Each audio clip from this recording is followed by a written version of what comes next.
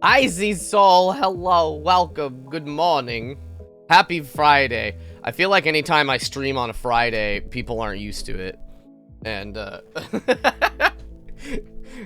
and then they're just like, oh, did you stream?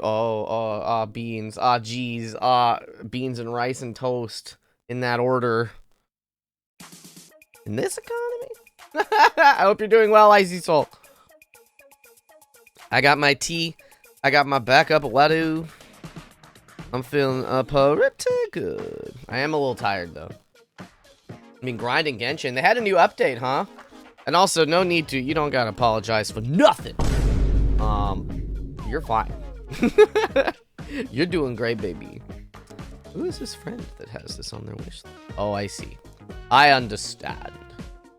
I'm real excited. We get to do more case stuff, investigation stuff today, I should say.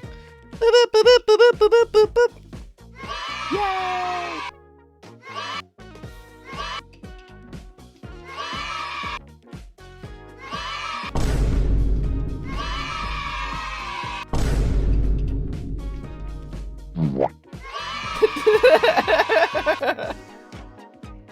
I'm just in a silly, goofy mood. Soup, hello. How are you? Your adventure level. Oh, so you just started? Oh my goodness, that's exciting. Hell yeah. Hello and good morning. Welcome. It is Friday. I love you all to pieces. I haven't played Genshin in a very long time. There's a card game now, I guess. I like card games, but I googled a video of it and it looks kind of not that good. not something that I would sink a lot of time into, perhaps. But I do like card games very, very, very much historically. You know what I like more than card games? Not visual novels, but I do like visual novels quite a bit. We're gonna load up. We're gonna load it up. We're gonna load it down. We're gonna load it all around. Yeah, baby. It's low. You see it over there. You see it. Do you want to autosave, it says? And I'm like, hell yeah. Freak yeah, dude. I'm a freak for autosaving. We're going to start on investigation part 2. So we just got Sasato back. She just arrived home from Japan. And now she's here. And I have her in a new fun outfit because it's fun and I like it. Oh, this room, it's been too long. It hasn't changed in the slightest, though. And it's been some 6 months, hasn't it? That's a long time for things to say so familiar.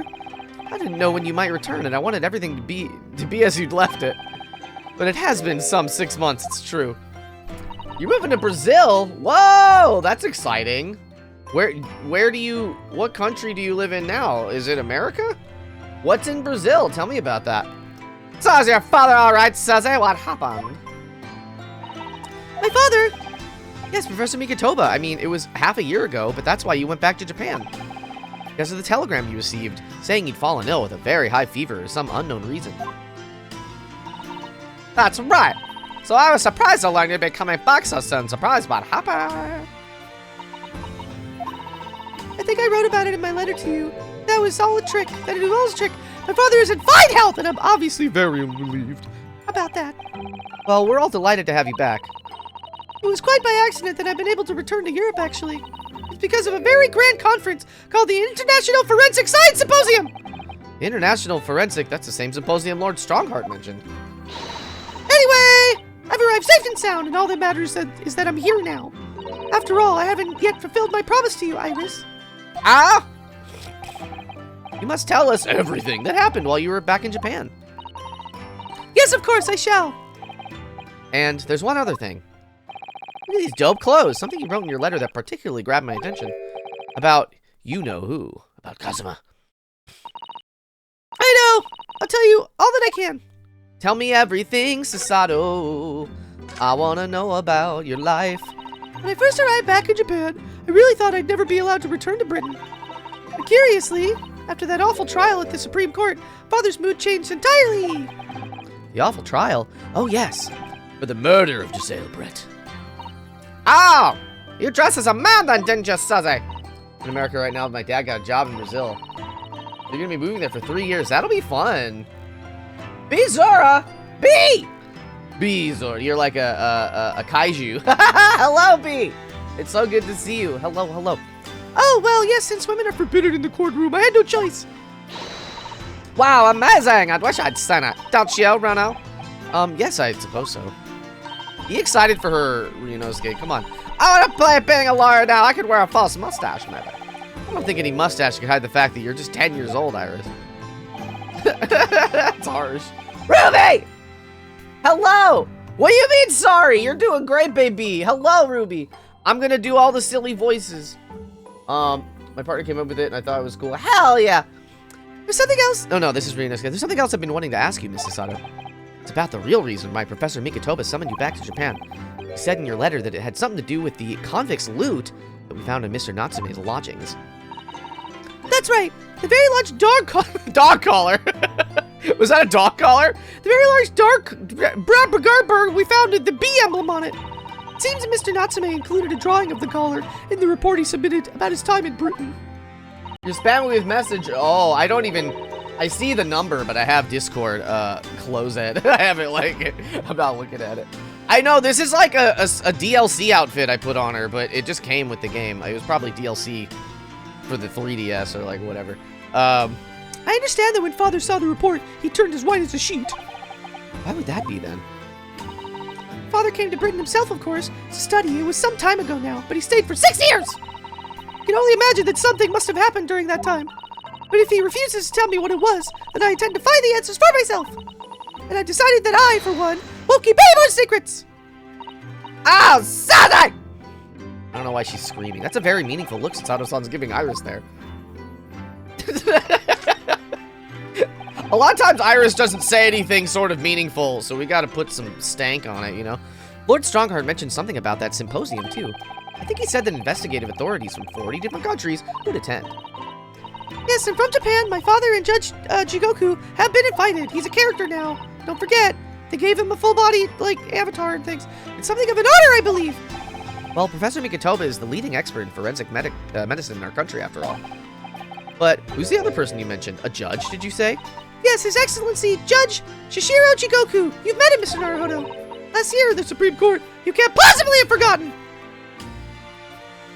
He has the same voice as the judge in Britain because Comfy Catboy doesn't want to give him different voices. That terrible trial of yours when you were accused of murder. Ah, yes, I try to think of that as a positive turning point in my life these days.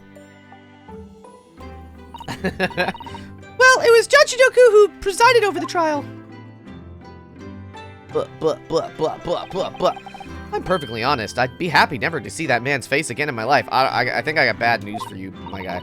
Oh, well, anyway, his father was invited to the symposium. He agreed to me returning to Britain, too.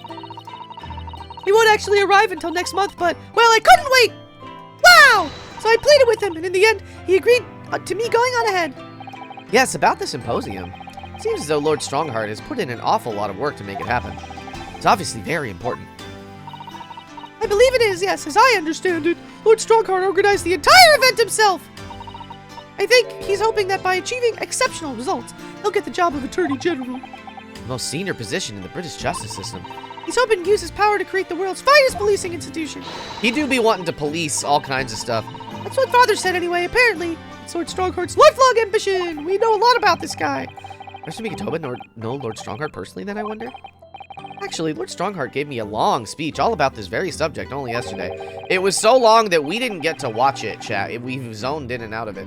But I sort of lost the will to live early on. I didn't really listen to much of it. How trying for you. I love how genuine Sasato is. Like, he's like, oh, no, that is awful. You're right. Giselle Brett, the woman whose unforgivable actions ended in me being wrongly accused of a crime I didn't commit. The murder of Dr. John H. Wilson. Yes, Giselle Brett, that's a name I won't forget for as long as I live. She's dead as hell now, you say? That's dope. The extraordinary thing is, though, it seems it's a name we should all forget. Sorry? Since the incident, our government's intelligence services have been investigating Miss Brett. But it turns out that an Englishwoman by the name of Giselle Brett didn't actually exist. What? Didn't exist, but how can that be? It was a pseudonym. Her real name was Shin? She wasn't a visiting student either. That was a front. Front? Who on earth was she then? Miss A. Shin. Mrs. Shin? What's the A stand for? Apple. It's probably Apple. It's Mad Libs. Her name is literally all our intelligence services have been able to ascertain about her. Nobody knows why or even how she came to be in Japan. It's a complete mystery! But that makes no sense. It's no easy task to be accepted as a foreign student anywhere. What could that have woman been up to? I'm afraid I really don't know. The only thing we can be sure of is that she had some business in our country that we don't yet understand. And now she's dead as hell. And now she's been killed. All while the questions surrounding her existence remain unanswered. I'm afraid so. Hey, Shin. Who on earth was she? She was a swan, not a Shin. And why do I feel as though I've heard that name before somewhere? Shin? I don't think I've heard that name. That doesn't ring any bells to me. Comfy Catboy. After my friend Ray's trial, the reporter who actually killed Miss Brett said something very strange. It's Manny Memo! Ha, I know the truth. I know you had a hand in what went on. In that visiting student's fate. Who's he talking to? Nobody here in Japan knows anything about it. They don't know that the guy never made it to England, that he died on that steamship. And that'll never... Who got him? Obviously, I couldn't ask him to elaborate at the time. But later, I visited the man in his prison cell and asked him what he was going to say about Kazuma-sama. What did you learn? Tell me about we're just friends. My best dead friend. After he died on the voyage to Great Britain, his body should have been unladen at the port of Hong Kong and passed into the care of the consulate staff there. Should have been. Well, it turns out that his body never arrived. It just disappeared! What do you mean it disappeared? Our government tried to cover the fact up, it seems. They erected a grave on the cliffs by our hometown. Except, Kazuma-sama isn't in there! Lila, good morning. Hello. Did Professor Mikitoba know about this? Yes, it would seem that he did. But he didn't tell me! His own daughter, his own flesh and blood, his own Sasato. They're still investigating what happened to Kazuma-sama's body as we speak.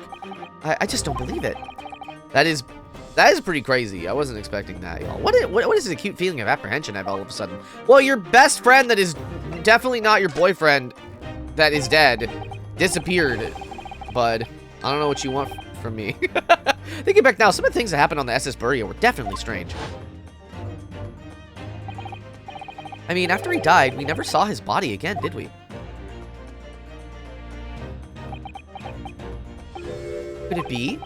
Could it be that he's actually still alive? Stop it, Mr. Naruhodo! It's too much to bear! I'm sorry, I didn't mean to... Just thinking about the possibility pains me so very much. Cast your mind back for a moment, Mr. Naruhodo. He looks so doofy up here. Wait, you can't like... Aw, shoot. He looks so silly behind me. When Kazuma-sama was discovered, when he was discovered, Mr. Solms was there, wasn't he? And he definitely examined the body. I remember it clearly. Ah, you're right. So if Kazuma hadn't actually been dead at all, it would mean that Mr. Sholmes had lied to us. And there's no reason why he would have possibly done such a thing. I suppose that's true, yes. Is he alive? That'd be cool. The idea that he might still be alive somewhere. It wants to fill me with hope, but I can't let it, because if it turned out not to be true, then I'd be back at the bottom of that awful pit of despair again. No, sis, don't cry. I'm terrified of what that might do to me. Oh, Mrs. Sato. Here's a handkerchief. Don't mind the boogies. I know she's giving me the thought it deserves. She's giving the idea the thought it deserves. It's a Sato-san we're talking about, after all. She overthinks everything, so I probably shouldn't push it now.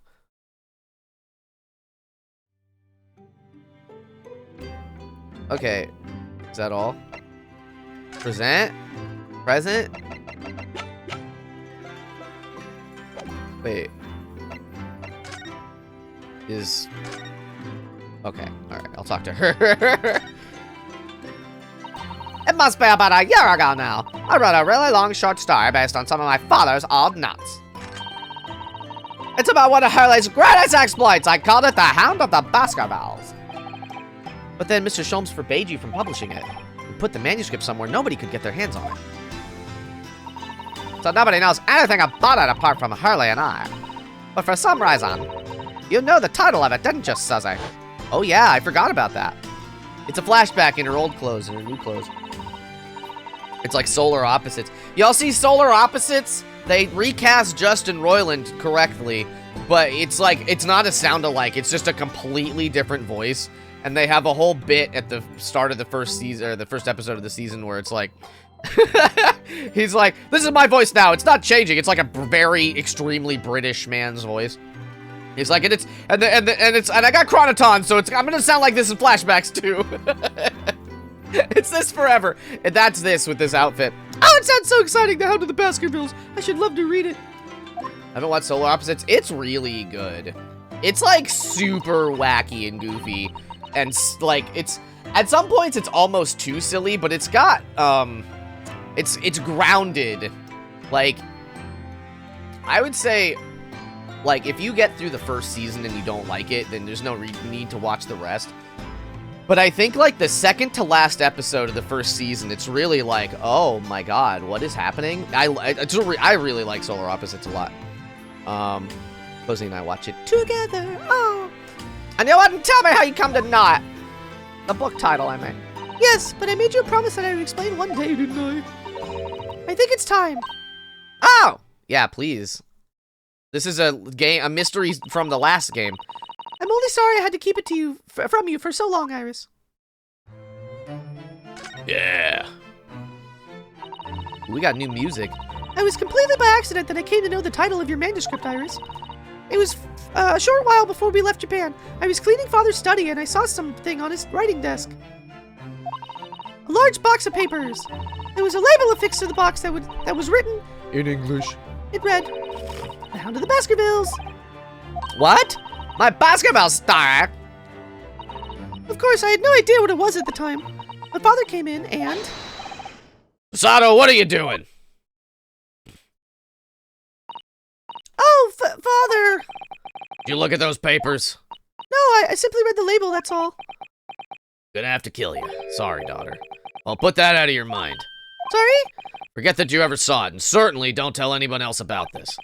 You understand? Father's real weird, huh? What was Iris's manuscript doing in Japan? I don't know! But when I heard Iris mention the word Baskerville that day, the title just slipped out. I would never have guessed that it was an unpublished account from one of Mr. Sholmes' exploits. What the hell?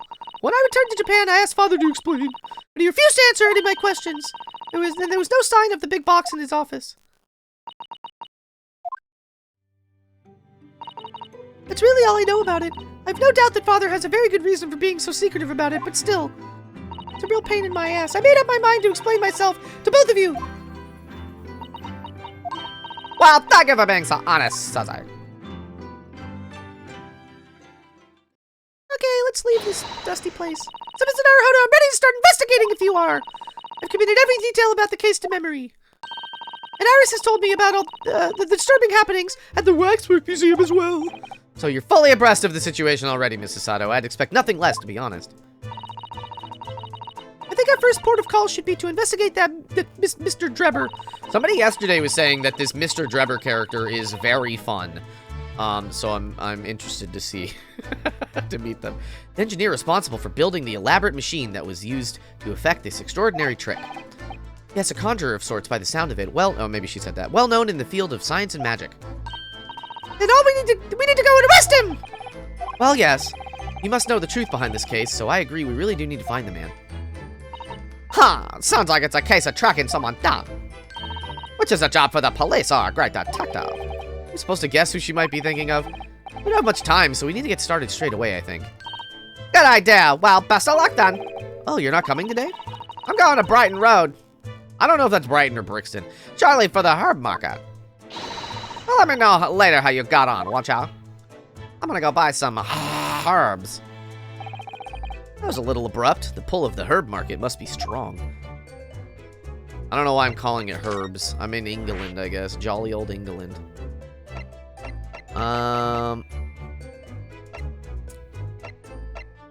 Should we go to the... Let's go to... We gotta go to Madame Tussbell's. We gotta ask Sholmes about it, I guess.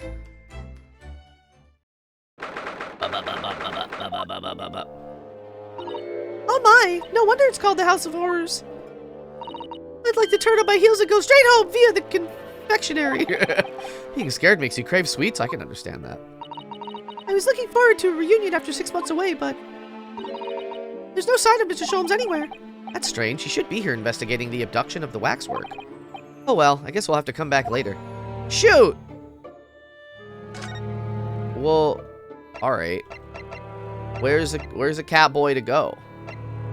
Oh, maybe he's just here. I'll just check his house. No, he's not here. Prison? Oh my god! Oh, he be calculating. What's he doing? He's... Oh my! The whole wall of the cell is covered in mathematical equations! And he's still writing more now. Professor, sorry to interrupt. Oh, and Mr. Naruhodo, who's this young lady? My name is Asada Mikitoba. I am, for all intents and purposes, involved with somebody. Please do not hit on me. I am Mr. Naruhodo's judicial assistant. It's a pleasure to meet you, Professor. Oh, if only I'd met a refined young... No, how did I knew it? How did I know? How did I instantly know that he was going to turn into a freak immediately at the sight of a pretty lady? Oh, if only I'd met a refined young woman like you sooner. None of this would have happened. No, that's not logical. That makes no sense at all. Oh dear, I'm sorry if my presence here upsets you. I owe you an apology too, Professor. I didn't manage to deliver what I promised you I would in the court this morning. It's still the same day. Oh, no. The whole thing, the whole miserable affair. It all happened because I'd been such a complete and utter clot. Professor Hairbrain. Oh, shoot. What did that say? What have you been working on in your cell? Oh, you mean that? Oh, dear, how embarrassing. I was suddenly struck by an idea, you see, and I simply had to write it down. The wall was all I had to hand. Oh, is it some new hypothesis? Something to surpass super high voltage instantaneous kinesis, maybe?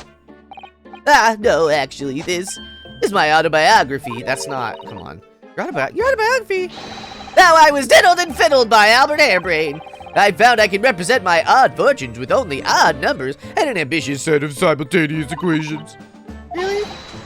Are you sure? I'm gonna have to pay back all the loans I took for the kinesis machine, you see.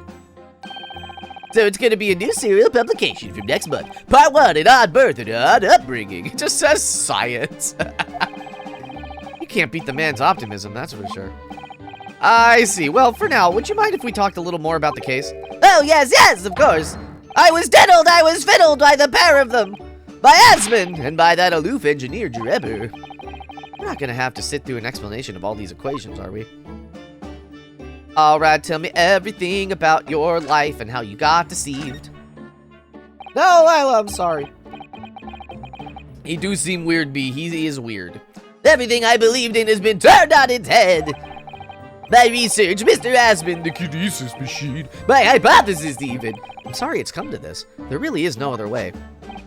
No, it's not your fault. I wanted to protect my work, but in the end, there was nothing worth protecting. It was never my intention to deceive anyone. I didn't want to trick the public. No, of course you didn't. But in court this morning, I realized something. Oh? Well, that was... If you've done something wrong without knowing it, you've still done something wrong. Logically, it makes no difference if you were aware of it or not. Ignorance is a poor excuse. The blame still lies with me. Oh, Professor! He believed in me this morning, you know. Barak did. He believed in my hypothesis. Well, I think that was just a necessary factor in the prosecution establishing its case.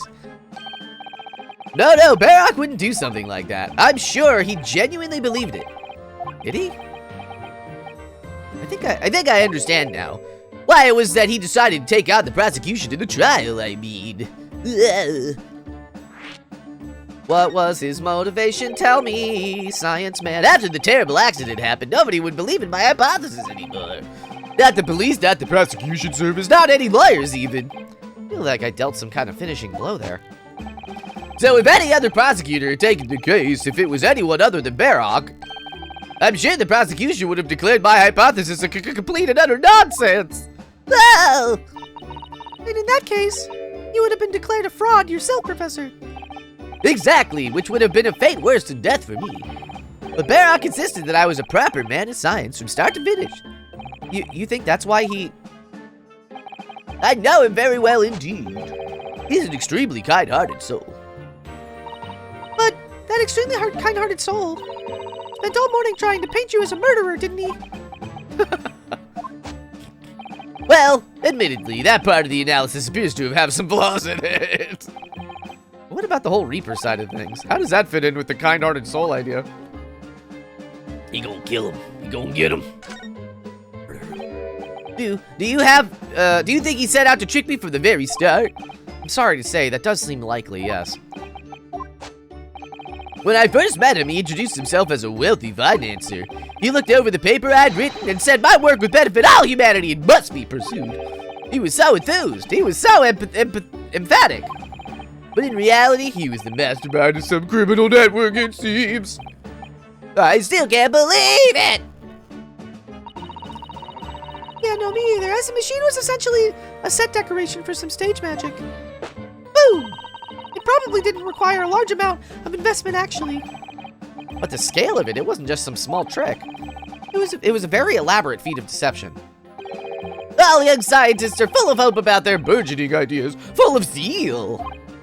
But none of us have any money. Well, we want to do research, but we can't afford it. Many of us take on barely legal part-time work to try and earn just a few measly pennies to carry on.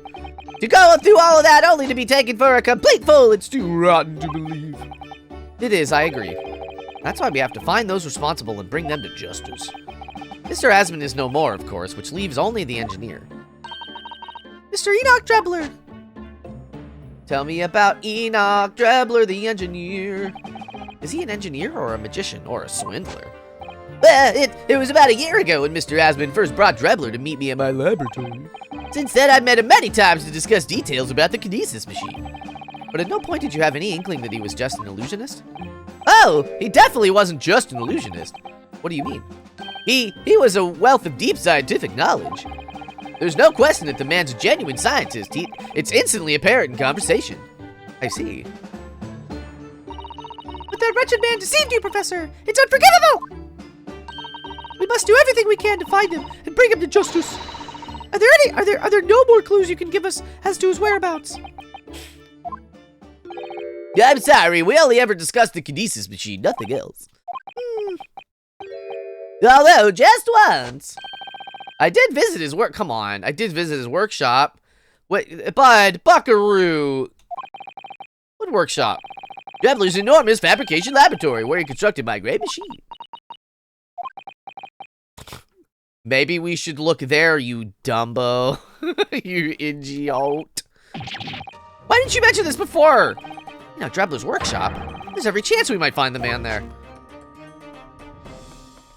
Tell me about it. Where does it live? Has he been to Drebler's place of work, then? Yes, just once, you understand. It was an enormous place. Plenty of room to construct the kinesis machine, you see. Where can we find it? We've got to go there at once. There's a good chance we'll find Drebler there. Well, yes, definitely. I'm sure, as in, I'm sure you're not going to want to hear this. But I have absolutely no idea where his workshop is at all. I'm so sorry! Crimson, hello. I was more than half expecting that. How are you, Crimson? You see, I was blindfolded in the carriage the entire way there. Oh. He blindfolded you? He wasn't taking any chances then. The place was incredible, the pinnacle of modern engineering. Even the oil he used was the very best, a special French machine oil that's impossible to obtain in Britain. This dancing that he does, I don't like at all. Ah, the indescribable scent of that imported oil. Perfumers across the world should forget their secret formulae and use that instead. What do you think, Mr. Sato? Ode a machine for your next birthday? I've never used any kind of perfume, Mr. Naruhodo, and I'm not sure I'd like to start with that. He's so stupid, look at him. Yeah, I don't suppose you know we're even part of the workshop's address, Professor. You don't have a business card from Mr. Drebler, for example? The man was clearly very cautious, Mrs. Sato. I'm sure he would never... Aha! Yes, I do. He gave me his business card once. It's right here. Look. What? Let me see that. Throw etiquette to the wind, why don't you? Enoch Trebler, engineer. I'm afraid that's all it says. There's no address. No. Oh, well. I can't say I'm surprised. Still, this could be useful. Trebler's card has been entered. Can I look at it right now? Let's see if there's a clue on it. Yeah, come on. There must be. There must be something. This dark smudge here. I think perhaps it's machine oil. Ah, yes, possibly. Professor Hairbrain mentioned something about the oil Mr. Trebler uses, didn't he? He said it was specially imported, very high-quality oil that's impossible to obtain in Britain. Tukes, hello! Welcome, welcome! What's his Baki? Hell yeah, Crimson. How are you, Tukes? It's more fragrant than the finest perfume, so excuse me a moment. Oh, it doesn't appear to have any scent at all. Don't worry, I expect that's just because it's old. None of this matters. Can I get this card in the right? Yeah, baby. It's got two little symbols. He was playing video games. You're Carla? What do you... Well, I'm addressing you by your name. Your username. Oh, okay. Well, that's exciting. Hell yeah. You didn't miss Dread. Welcome back. Yeah, we haven't met him yet. We just have his card. And now I don't know if we're, like, done here or not. It does. I didn't get sort of the finishing touch kind of thing from him. So we're just gonna, like, leave and maybe we'll come back later. Let's I clicked this by accident, but why not? Let's save. Heck it. We appreciate this stream in the cozy days. Hell yeah, I'm so glad. Yeah, I don't usually stream Fridays, but usually it's Wednesday, Thursdays these days. But I had a doctor's appointment on Wednesday again, so we're doing it now here. Let's see if Sholmes is here now. No. Okay. Maybe go back to the stage. Is this your first time seeing my 2D model? Hell yeah. Wow! They're still up there. A dog! I don't think I've met this dog. Somebody was talking about this dog. I had no idea there were so many people in the world. I know what you mean. It's really packed here today. Feels as though it's taken us 2 hours just to make our way through the crowds at this point. Has it? I shut my brain down, so I didn't really notice, to be honest. Oh, that's okay. I'm all over the internet. If you want to keep track of me, that's a good place to do it. On all the other socials that maybe you also live on. You know what I mean? You know what I mean? You know what I mean? You know what I mean? No. Gosh, I do wish I had your absence of mind sometimes, Mr. Naruto. I don't know if that's a compliment.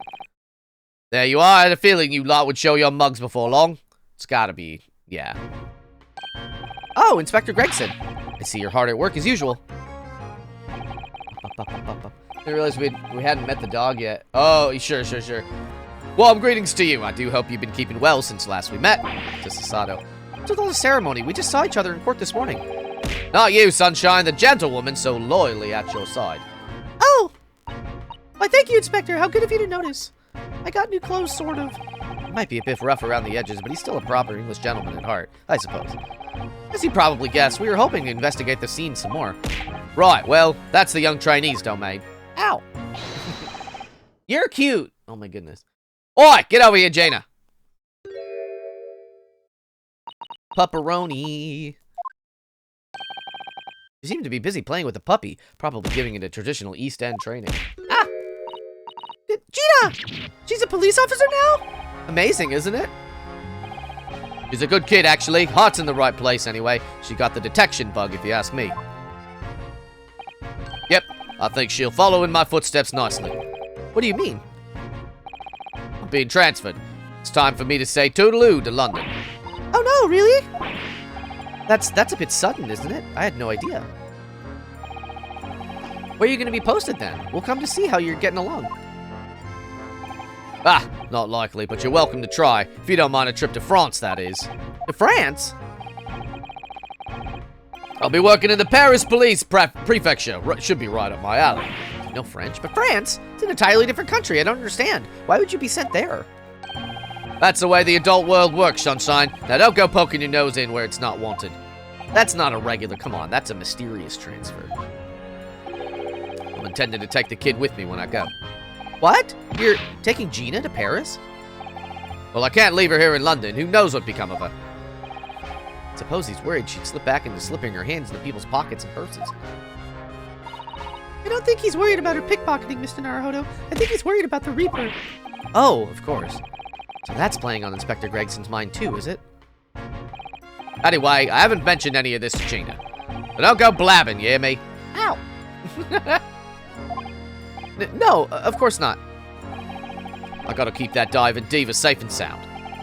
Until all this is over, at least. All this is over? Boy!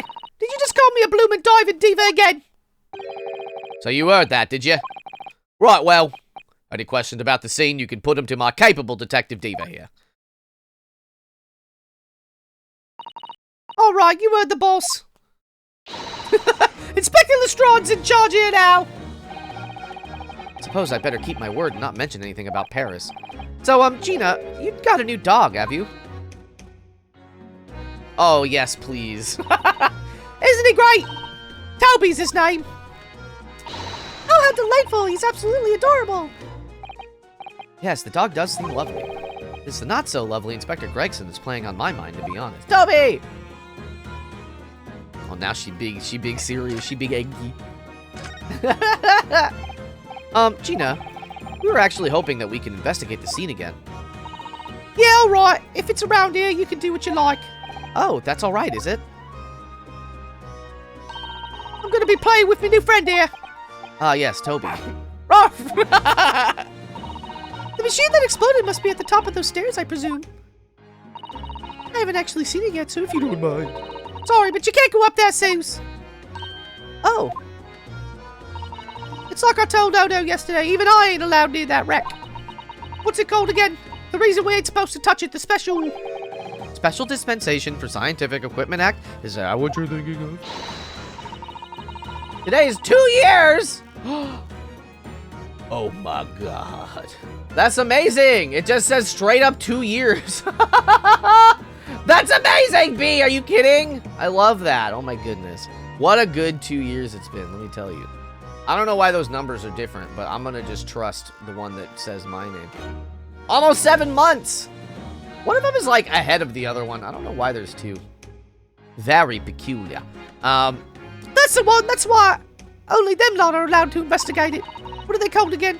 The forensic something. The Forensic Investigation Team. Is that what you're thinking of? 1 year and 3 months! Oh my gosh. That's the one, yeah! But isn't it the case that the special dispensation has been lifted? I think so. I don't really get it, to be truthful with you. You're still supposed to get permission for some bigwig or other, as far as I know. You don't remember following me for that long? Well, hey, baby. The math don't lie. What was his name again? Lord Strange something. Ow. I'm not sure that's quite right, Gina. I think you mean Lord Strongheart, perhaps? That's the one, yeah! Apparently he's always watching the time or something. But without Lord Strongheart's express permission, we can't investigate on the stage. I guess we'll go talk to him after this. It was great, weren't I? Weren't it? I had a right laugh. It was a new one on me, that. You know, being in court and not spending the whole time worrying I'm about to be found out. You did keep an awful lot of secrets in all your previous court appearances, didn't you? Yeah, and Odo's made things hard for me every single time and all. Just doing my job, Gina. But watching someone else get in the neck of it is a lot of fun, actually. It was amazing when you showed that dodgy professor's dodgy experiment was a total fix. The dodgy professor, as you put it, Gina, is Mr. Naruhodo's client. Yes, I'm starting to wish he wasn't, though. It's the boss I feel sorry for, sent off to do the impossible. What do you mean? He's supposed to arrest that other cove, ain't he? And in time for tomorrow and all. You know, the dodgy engineer, what was his name again? Mr. Drebler, you mean? Enoch Drebler. That's the one, yeah! The police are looking for this mysterious man with the black monocle. I guess they would be. I followed him like a year ago. That's it. Hey, that's still a whole ass year. You know what I mean? It's putting too much on the boss, if you ask me. It says it's giving him gut ache. Maybe it's all the fried fish and chips. Oh dear, but I do wonder if that isn't actually From all the fried food. Yeah! Yeah!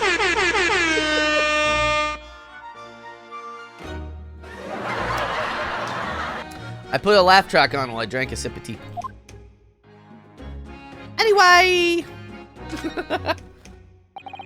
Scotland Yard are trying to track down Enoch Drebler. I don't know. I feel like having a hard time reading. I wonder if they'd had any luck. Game is really good at setting up its jokes. I remember being in like 8 streams. I mean, you've been in a lot lately.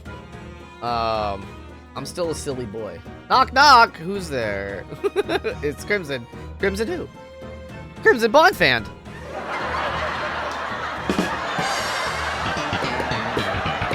Did I do it right?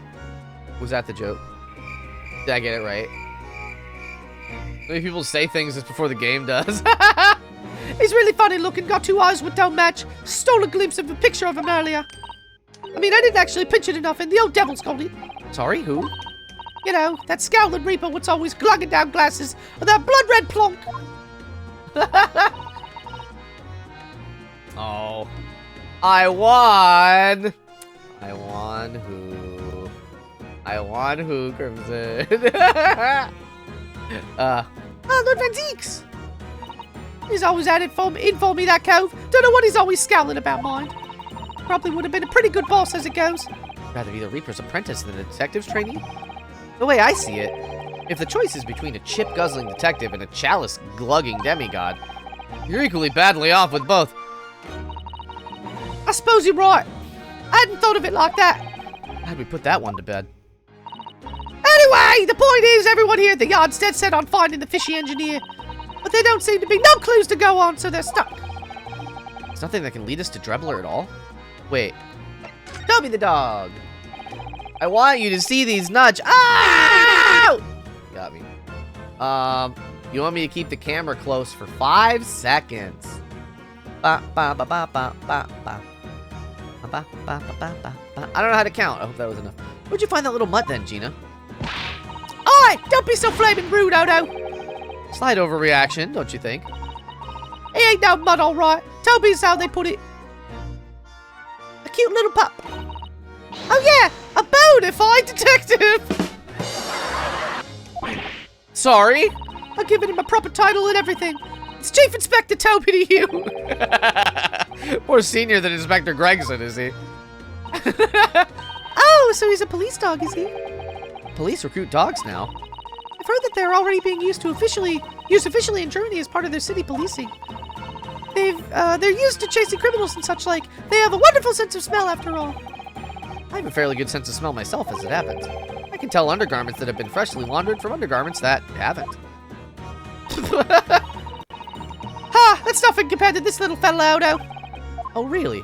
Oh, I'm gonna give him the card, and he's gonna smell it and take us to the place. Wonder what the boss said. Once Toby here's got a good whiff of your drawers, he could chase that scent to the other side of the world. What? To the other side of the world? You mean he can swim? All right. That pupper's cute as hell. Mr. Naruto! I think you may have missed a point by rather a wide margin.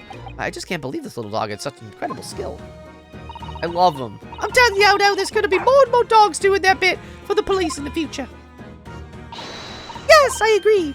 Right, one of these days they'll be barking orders at us lot, not the other way around. Oh dear. Sorry, Gina, I don't think I agree with your vision quite that much. Well, anyway, whatever you think about that, Toby here was Britain's first police dog. I found him in the East End the other day. Someone had just chucked him out in the street. Oh, there you go. I knew she lifted him from somewhere. Oh, Gina, you're such a kind-hearted soul, aren't you? To children and to animals. All right, so for sure now we gotta present this card, and Toby's gonna sniff it. Oh, wait. About this, Gina. Yeah, I'm still learning me letters at the moment. Only know AT, so if it ain't too much bleeding trouble. Ah, actually, Gina, it's the back of the card that's important. How come? There's just a dirty old smudge on the back, that's all. turns out that this is a very high-quality French machine oil. It has a very particular scent, apparently. You don't say! Well, let's have a whiff, then! You sure? I don't smell nothing. No, we didn't mean that you should smell it. Oh, right! You mean Toby, the dog that has this nose? I did a whole thing about it. Oof. His sense of smell is so good, he can track people over the oceans, can't he? Professor Harebrained informs us that his oil is unique to Mr. Traveler's workshop. He's like, she's holding him like he's like an AK or like a Tommy gun or something, you know what I mean? I think he's picked up a scent. So you mean if he follows the scent to this oil, Toby can lead us to that Dodgy Cove's workshop? That's right! That's exactly what we were hoping. I mean, you don't like dogs? What do you mean? Who said that? Alright then, we'll give it a go. I'll just borrow that. What? Wait, when did you... What's a pickpocket? I can lead everyone to that Traveler's workshop. I'll be the boss's boss before next week. Oh yes, Gina. I'm sure you'll be promoted. Poor Gregson. Yeah, baby. Okay, well... That's cool, I guess. Okay, so I guess we need to talk to Lord Chief Justice. Hope you enjoy your close-up after stream. Huh? This is zoom in from your zoom in. Huh? What's happened? Who is that? Hello there. Oh, who's that standing beside Lord Strongheart? I wonder. I've never seen her before. Who is she? I was gonna say you didn't like dogs. I mean, dogs are fine. I got bit by a dog pretty bad when I was like 8. So I've spent a lot of my year. I am often nervous around dogs, that I don't know. But I like them. They're cute. Ah yes, young champion of the court. You had some success this morning, I understand. And you've thrown the entire government into disarray as a result. Oh, you mean because of Professor Harebrained's experiment? Sham science being demonstrated at London's Great Exhibition. The country's been made look foolish, and now politicians are scrabbling to respond. Lord Van Zeeks is in Whitehall as we speak, giving an emergency briefing. Oh dear, I didn't mean to cause any trouble. None of this is your responsibility. The government is entirely to blame for having been taken in. Special dispensation that prevents investigation at the scene will be annulled later today. Once that happens, my forensic investigation team will move in and deal with that scrap metal in no time. Scrap metal now, is it? Oh! She looks... familiar. Not in this game, but she looks like a character from, like, a different game. She's kind of, like, looks like a very, very pale and, like, white, clothed Bayonetta, almost. I think it's mostly the hairstyle, though. You know what I mean? I don't know what her deal is yet, so until later then, Lord Strongheart. I'll not lock in a voice for her. Yes, thank you. Bye-bye, I'm very tall. See you never again. Who was that? That was Dr. Courtney Sith. Oh, we learned about... Yeah, wait a minute! Oh! She was on the... Okay. She's involved. I told you. I hecking told you all that that because we've never seen the quarter name on these before. But that's Courtney Scythe. Maybe he's not dead. Oh, I bet he's not dead. That's my hypothesis. I think they're all in it together and he's alive. That was Dr. Courtney Scythe, Scotland Yard's esteemed chief coroner. She's leading the forensic investigation team's handling of this case. She was just delivering her report about the victim, in fact. Oh, I see. About Mr. Asman. Following the outcome of the trial earlier, I asked the coroner's office to reevaluate its findings.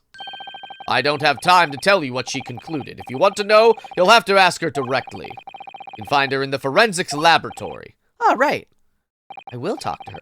Now, what were you here to see me about? I can give you 7 minutes and 39 seconds of my time. It's not running quite so spectacularly late anymore. Tell me everything. I got 7 minutes. What exactly is the forensic investigation team that you mentioned before? The British Empire's police force must become the most exemplary in the world.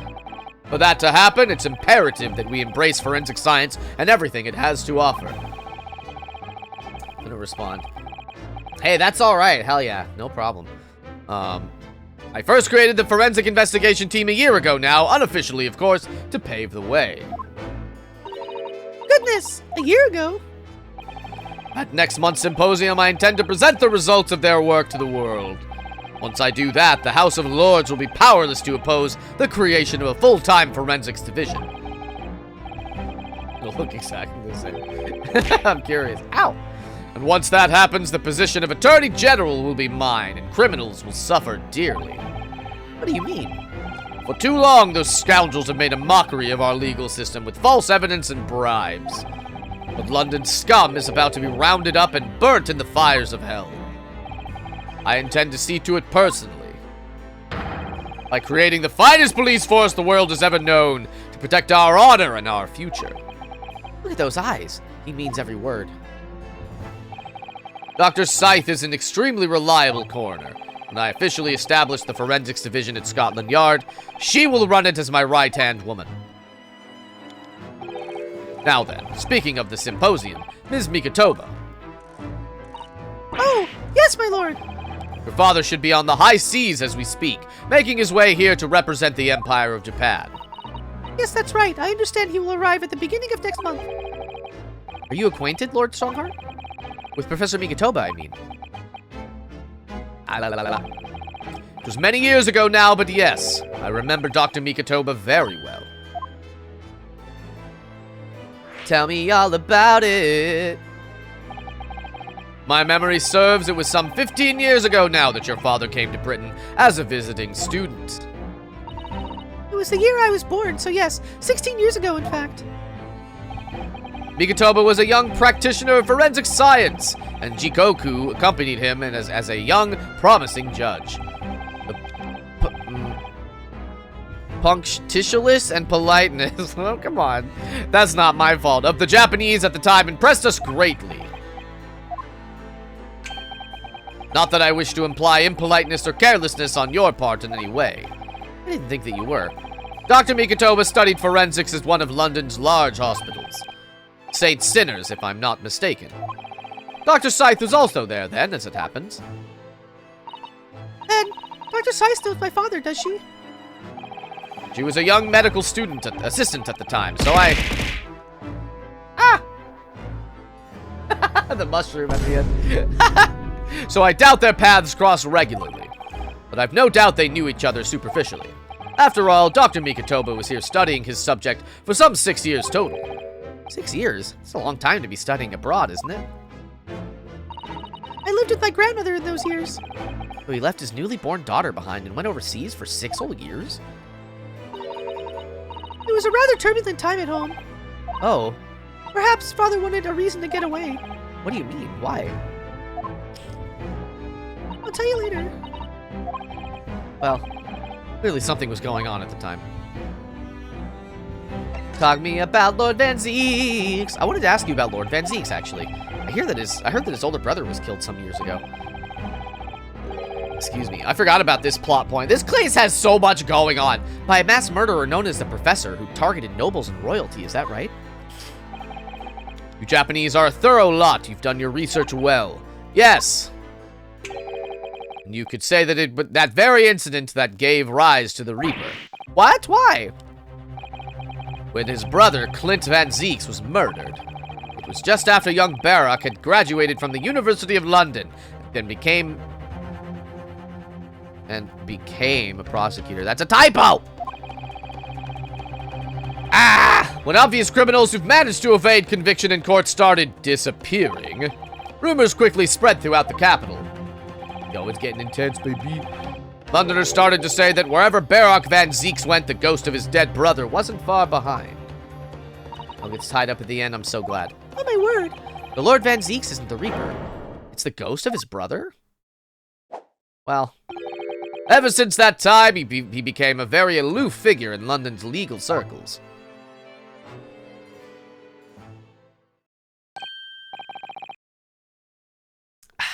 Oh yes, Lord Strongheart. Go ahead. It's about Professor Hairbrain's experimental machine. We'd like your permission to examine the remains if possible. I like vanilla, Crimson. Vanilla ice cream. I did once have, I know what you're doing. I did once have, I went to Vegas once, and Gordon Ramsay has a restaurant called Burger, where the E is not, it's just Burger with no E. And they had something on the menu called it was like the $9 milkshake, and it had like the milkshake in the bottom, and then there was like a layer of like pudding above that in the cup. It was a really tall glass. And then on top of that was a cookie. This was in 2015 when things were cheaper. That doesn't sound that extravagant for a milkshake these days. But in 2015, that was a very expensive milkshake. Oh, how the turntables. What do you mean what do I do? What are you talking about? Wow. Are you well versed in science, then? Not in the slightest. In fact, you could say I was barely aware of the subject at all until recently. Well, the special dispensation legally preventing investigation of the machine is currently being annulled. Within a few hours, Dr. Scythe's team of forensic experts will begin their own investigation, but I suppose until then, there's no harm in you looking at the wreckage, so as long as you don't touch anything. Thank you.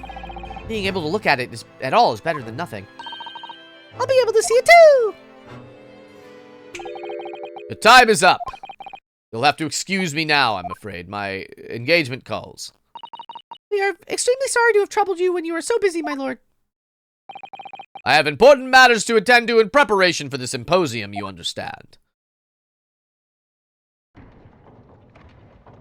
Okay, bye.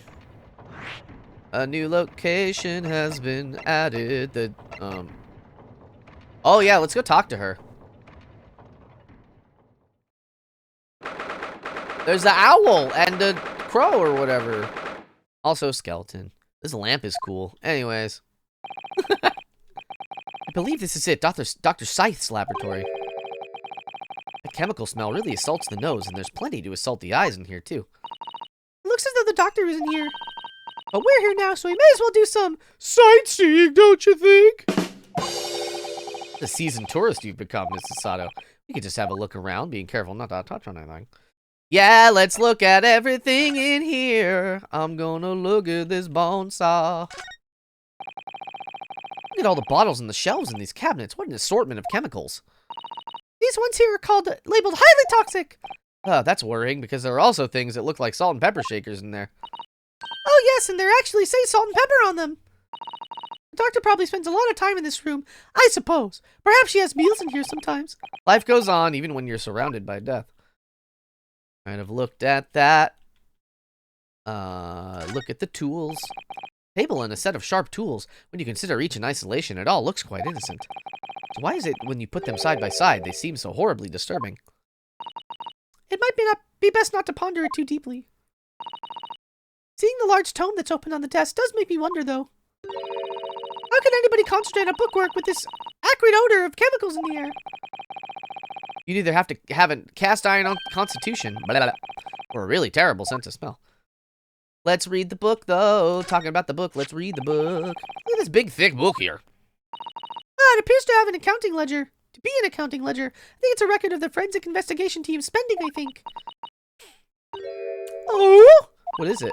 It's clear that the team purchases various equipment and supplies on a monthly basis, but... well, one entry seems rather strange. Really? In what way? They're buying 500 scalpels every month? 500? You must be working really hard on dissecting corpses.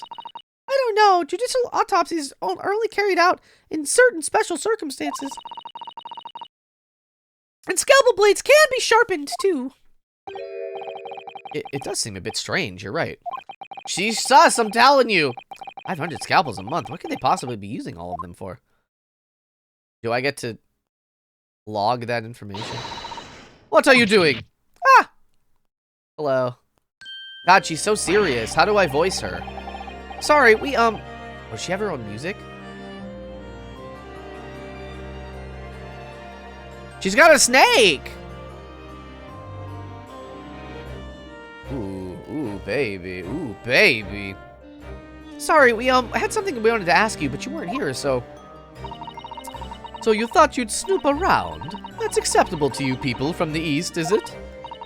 Well, what do you want? I don't know if this is gonna be her voice. We're gonna find it. Ace Attorney music slaps harder than any other game. I will not be taking questions at this time. About, what Strongheart told us, you see, that it was you who examined the victim's body. Mr. Hasman's body, I mean.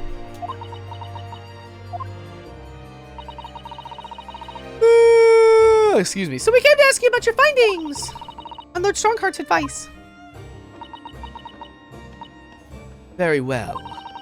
If the Lord Chief Justice has given his consent, I'll tell you what our investigation has revealed. But when we're done, you must leave immediately. Full OST for this game makes me feel every emotion. I felt that way about, so it's this game, I know what I just said, but this game and Undertale, like Toby Fox, forget about it. Forget about it, dude. Your findings. Tell them to me. So, you want to know what the forensic investigation team determined from its examination of the scene? Woo! Woo! Woo! The victim, Mr. Odie Asman, who disappeared from the experimentation stage amid an explosion. And the Mr. Asman who appeared moments later partway up the Crystal Tower were without question one and the same person. That is the team's conclusion. But that can't be right. If it was an elaborate trick, we can only speculate about how it was carried out. I think she's in on it. I don't know. Let's see, if two people who looked very similar to each other were involved, they could have made it appear as they're one single person. As if one single person had switched places, couldn't they? Very true, but sadly in this instance, that was not the case. The man who disappeared and the man who subsequently reappeared was the same person. The fingerprints at the scene made that quite evident. Ah, fingerprints. They're not yet officially recognized as forensic evidence in the British justice system. But one day, they will be used as an investigative aid as a matter of course. Oh my, but that would mean that the instantaneous kinesis actually took place! So where does that leave us? My team was tasked with investigating, not drawing conclusions.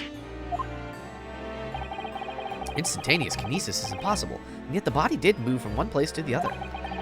This hasn't cleared anything up at all. It's made the whole thing even more of a mystery. Whoa! Oh boy. Mama, what is this? Ah! Where did she spring from? And did she just call the doctor Mama? This is a lawyer, dear. Ow!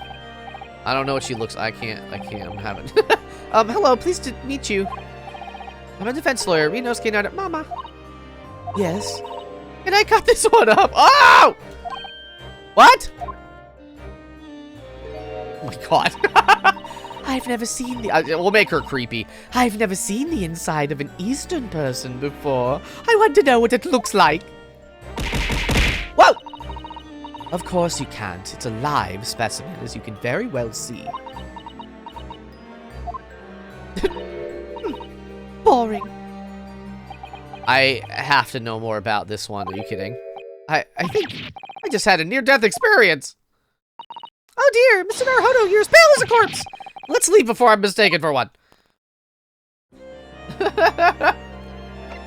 Alright, let's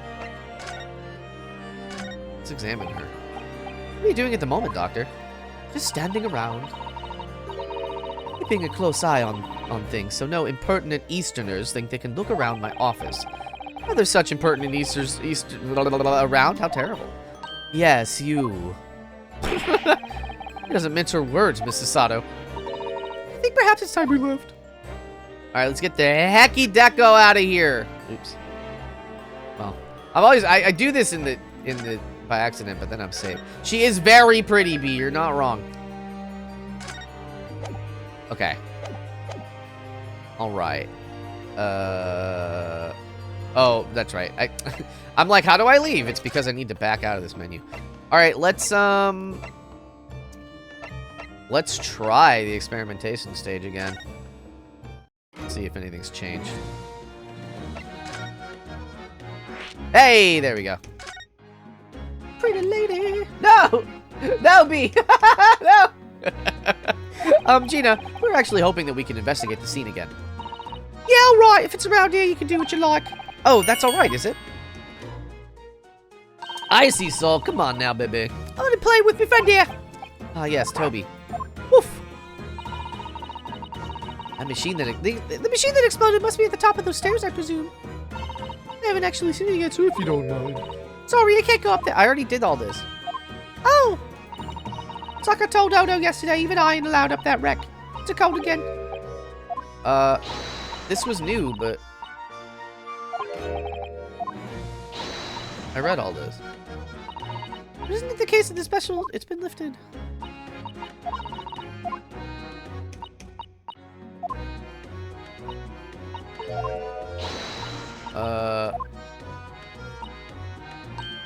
Oh, okay. Actually, we just recently been to see Lord Strongheart. You what? You met him? Last time the boss was called a...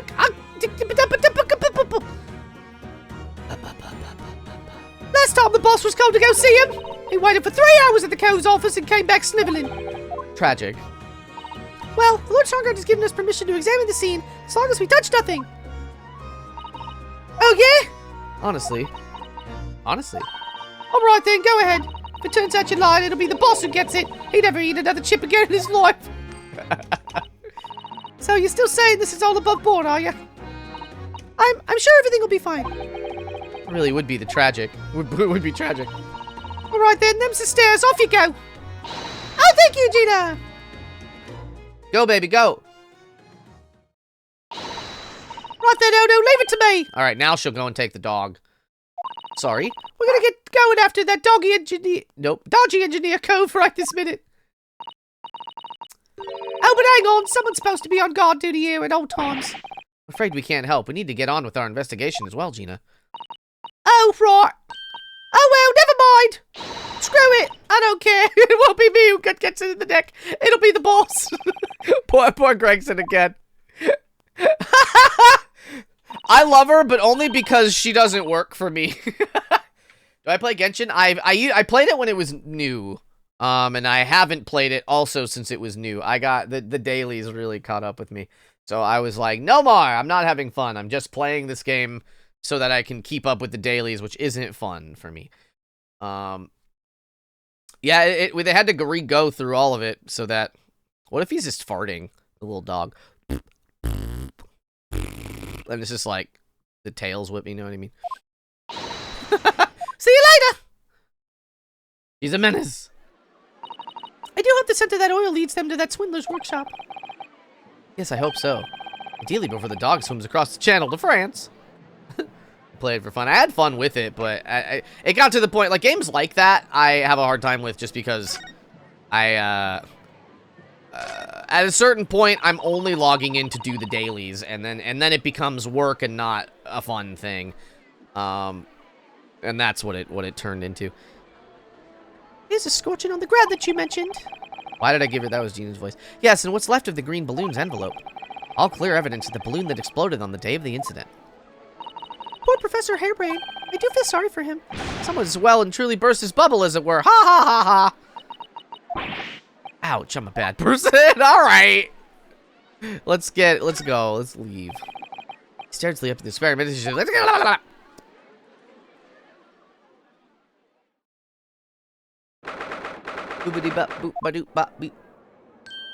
Hello. Oh my, so this is the machine. It's like still sparking. It was used to deceive people into thinking instantaneous kinesis had taken place. Yes, that's right. Or rather, it was the machine. It's a little worse for wear at the moment. They left it, like, plugged in. Need to play Ace Attorney? Man, it's so good. You can play them, and if you have, like, an hour, you just play them, you know what I mean? And then, like, you might hit the end of a point. They have really good stopping points, because even after every stopping point, there's typically a little bit of recap, so you won't be, like, super confused. What extraordinary lengths Professor Hairbrain went in order to obtain the research grant? No. The professor was strict as well. He didn't know anything about it. Yes, of course. It is amazing, though, isn't it? The scale of this whole affair is so very British. You're right about that. You'd never see such a grand deception in Japan, that's for sure. Oh, look! Is that... Oh! Hello. Lord Van Zieks? So, I think we're more or less done here, aren't we? Shall we, Mrs. Sato? Already? He is the Reaper, remember. We do well to keep our distance, I think. We have permission to be here from the top! We're perfectly well allowed to investigate the machine as long as we don't touch anything. From the top, do you mean Lord Stronghart? Exactly! So we can stay here and stare at this wreckage for as long as we like. He could have been at the center of the explosion here and it wouldn't have bent her steel will. I don't know why he's acting confused. Alright, let's talk to you. Least approachable man in the world winner 10 years in a row. Be strong, Mr. Naruhodo! Your country and your assistants stand firm behind you! Lord Van Zieks. He's done nothing to show that he's, like, a bad dude. What? Well, he's just sort of rude. Beautiful weather we're having, isn't it? That man teleported. With Kaya? Oomst? What? I thought I was making it quite clear that I didn't want to be disturbed. Apparently you Nipponese are unequipped to read the signs. Oh, I read them. So, what are you doing here? Entry to this area is prohibited. Well, the thing is... Lord Chief Justice Stronghart granted us permission to investigate, on the condition that we didn't disturb anything. And yet you've managed to disturb me. Never mind. State your business, then. Come to think of it, there are quite a few things I'd like to ask Lord Van Zieks about.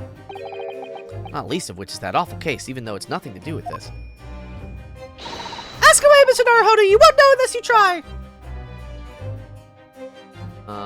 He is very racist. That is true. I forgot about that. I don't know how I forgot about that.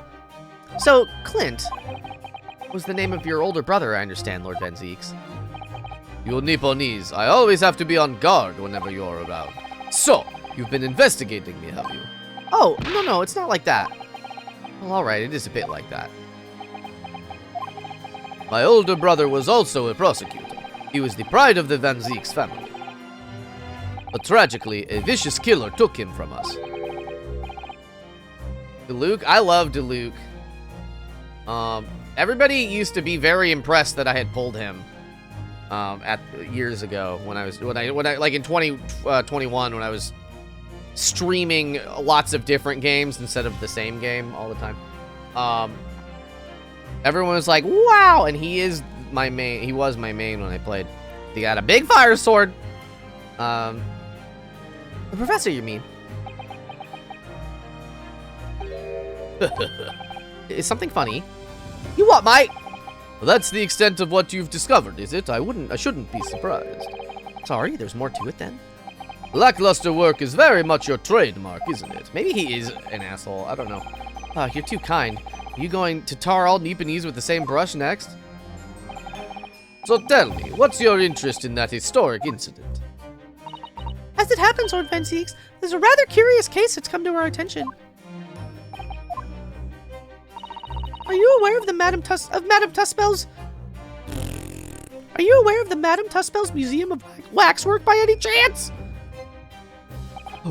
I am, naturally. I believe that since last month I feature in one of the displays there for public scorn. Of course, the infamous Reaper, the Bailey, would have to be exhibited, wouldn't he? Well, a particular waxwork has been stolen from the place and held for ransom. A particular waxwork, which... Wait, you mean... Yes, it's the professor. Mr. Sholmes is investigating the case as we speak. I was unaware of that. It's turned as white as a sheet. Just sort of... Oops! Oh, heck. No, dang it. Sorry. What is it? Tell me. Love Van Zieks animations. The sad one. I don't know about Genshin. Is that Titanari? I don't know who that is. Greg Heffley. I don't know who that is. I'm sorry. I know Greg Universe. I wish I could skip these. I wish it would let you. Or there was like a... Oh, I can hold down the mouse button?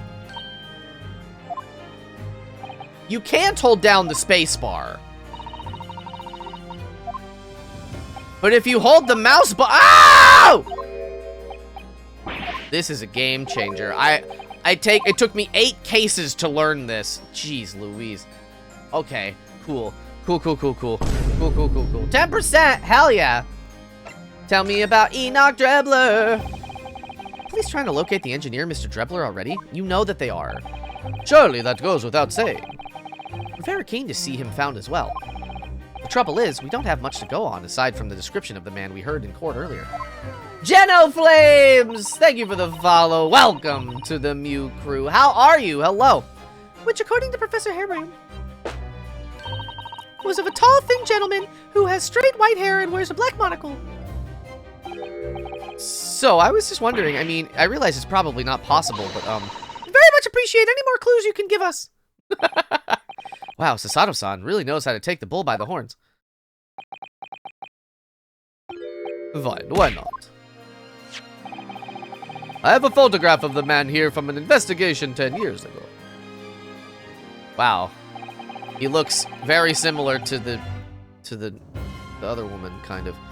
Though it appears he already had that black monocle at the time. Ow. What? Oh, no, nothing. I was just surprised that you shared that with us. We all need the man's testimony in court tomorrow, which means we have to do everything we possibly can to track him down in the short time available. He looks like a vampire, this guy, or the other guy? Because this guy also looks like a vampire. So why wouldn't I show you the photograph? This is what I'm talking about. Ah!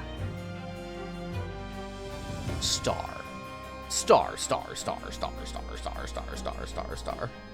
You really do look like a vampire. Jing, hello.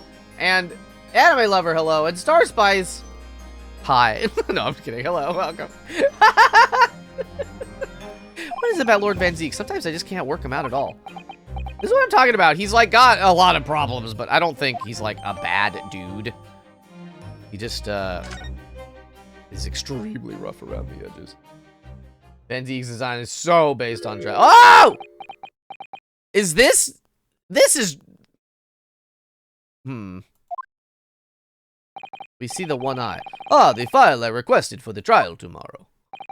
Thank you. There's a lot of mystery people here. Wait, hold on. Is that gonna be... Hold on. Wait. Hold on. I'm piecing together some far-fetched assumptions based on how a game might do a large reveal. Are you alright? Who is that man, Mr. Naruto? Lord Van Zeke's... Talking so fast. Lord Van Zeke's apprentice, apparently. So I'm not the only one. Sasato-san can see it too. Lord Van Zeke's, may we speak with your apprentice for a moment? With him? Why?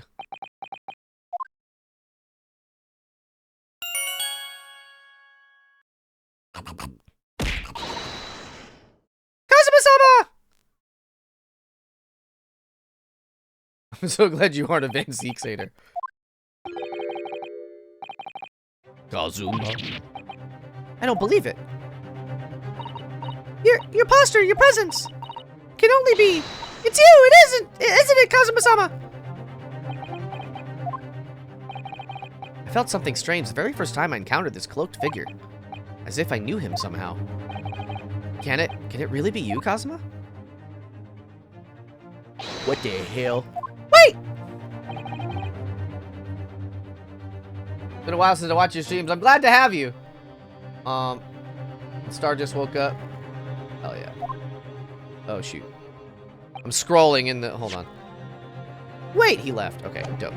What's going on here? Let's talk to him about him. What is your interest in my apprentice exactly? You act as if you know the man or something. Well, since when has he been in your care? I don't recall you having an apprentice before I left Britain 6 months ago. Lord Strongheart introduced me to him about 3 months ago now, with instructions to mentor him as a prosecutor. But he didn't tell you why, did he? The man appears to be suffering from amnesia. He's forgotten every last detail about himself. Of course, why wouldn't he? Why wouldn't he? He has amnesia? Tomorrow he will appear in court at my side. What? He's to serve as my judicial assistant on Lord Strongheart's orders. He'll be in court with us? Now then, unless I'm much mistaken, I believe this conversation has run its course. Amnesia plotline. Why not? Yes, thank you. I definitely saw a reaction there. It said human words with a human mouth. When Susato-san called out like that, it really seemed to hit a nerve. She called out Kazuma-sama. Okay. But we're not done here, because I haven't looked at anything else yet. Let's look at everything. Hydrate posture. Yo, baby! Alright. What a terrible explosion it must have been. Even the steel girders had buckled and twisted in the blast. And what they called a bird cage was right in the middle of it all, just here. But look, Mr. Naruhodo, the metal grill on the floor. Yeah, it's definitely got hinges. It just fell down. Looks as though it's designed to open. It does, doesn't it? If the floor had opened at the precise moment the explosion occurred, the birdcage could have dropped through and disappeared from sight. I don't think there's any doubt that this was a very elaborate hoax, is there? No. I agree, Susato. You're so smart, Susato. This wasn't here yesterday. Really? But if I'm not mistaken, it's the cage in which the victim was standing before he was apparently beamed through the air. That's right, the birdcage. According to what Professor Hairbrain said in court, it's made of wood. More precisely, Japanese cypress, I think. Despite having been in an explosion and then falling from a great height, it's relatively unharmed. What wonderfully durable construction, wouldn't you say, Mr. Naruhodo? I'd understood that the forensic investigation team had taken it away yesterday to examine it. Suppose they must have brought it back here when they'd finished their work. But sadly, not with the body inside of it. Sadly? No, that's right. I know we were given strict instruction not to touch anything, but still. This is too important a piece of evidence to overlook. We might need it for the trial. Yeah, I mean... Whoa! B! B! What the hell? Thank you. That's so sweet. Here's the 2 years! B, you absolute legend, you sweetheart. Thank you so much. I appreciate that very, very much. Oh my goodness. Ooh! Ooh, baby. We're gonna solve this case even more now. You already met that masked man, hadn't you, Mr. Naruhodo? Yes, yesterday, in fact, at Lord Van Zeek's office. I see. And if Kazuma-sama really is still alive, it means that Mr. Sholmes lied to us. I know. We're gonna need to speak to him. At the Wax Museum. You're going to have to leave now. The forensic investigation team are due to arrive shortly. If they find you here, it will cause problems. What sort of problems? Foreign affairs problems. Well, we could do without that. Alright, we'll be on our way. Let's go, Miss Susato. Of course. It's me, Susato. That's what I sound like. Well, I think we've done all the investigating we can here now. If we... My brain is not with it this morning. If we could... it's not that hard to just read words. If we could just determine the whereabouts of Mr. Drabble. I'm sure Gina and little Toby won't let us down. Now then, you think we ought to try and speak with Mr. Sholmes at this point? We have things to discuss, and I'm dying to meet him again after all these months. Yes, it's quite possible he might know something useful, you're right. We ought to find him in Madame Tuspel's. He's supposed to be working there as a temporary waxwork exhibit. Yes, I know all about it. We went there earlier. Did you forget?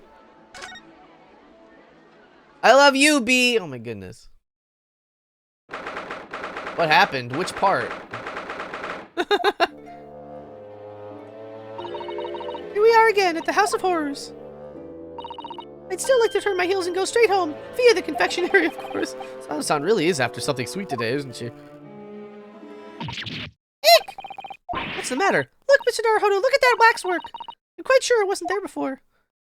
So silly. I don't like. I just am so impressed with. I feel like it would be very easy to not have a consistent tone with a character like Herlock Sholmes, but he is just so perfectly silly every moment. You know what I mean? It's a real original Vash the Stampede kind of thing, not the new Vash the Stampede. I think the new show is not very good. But I really do like the old one. I gave the new one like 5 episodes, and I thought it was kind of dumb. And that they like recharacterized Vash, but I digress. To make him like an idiot instead of just like faking being dumb because he's like too smart. Kind of business. It looks exactly like Mr. Sholmes down to the very last detail. Aha! What is it? Oh, sorry. I think you'll find that's the temporary waxwork himself. Oh, I love her. I forgot about her. Ah, the friend of my dedicated. What was her voice? She was like kind of French. I mean, the friend of my dedicated employee. Oh yes, hello again. It's Ryunosuke Naruhodo. I must say I am quite spellbound by the great detective. He is a marvel. My precious waxwork is already back where it belongs. You don't mean... But yes, the mystery is solved already. Wow, Mr. Sholmes can really engage his brain when he's hungry enough. So as you can see, he has returned to his habitual duty. She's so cute, I love her. Whoa! Off with a resub! Boo, boo, boo, boo, boo. That put us a minute away from a hype train, babies. How are you, Av? Hello. His habitual duties. Hello. Do not disturb, huh?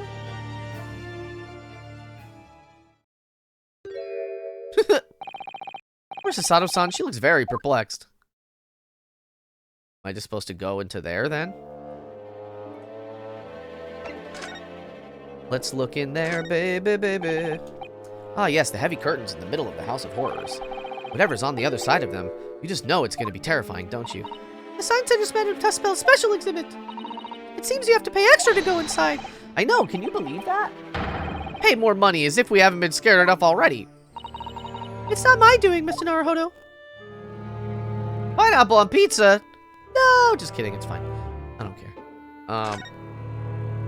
Alright, well, let's do bother him. Let us do bother him.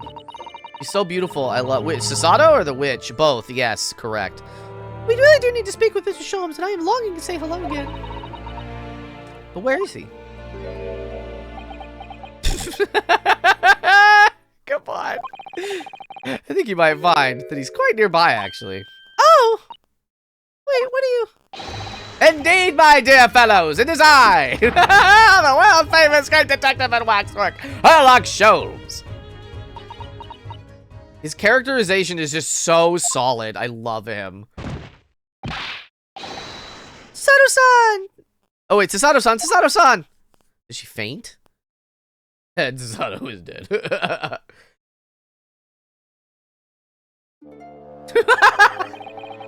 My most humble apologies.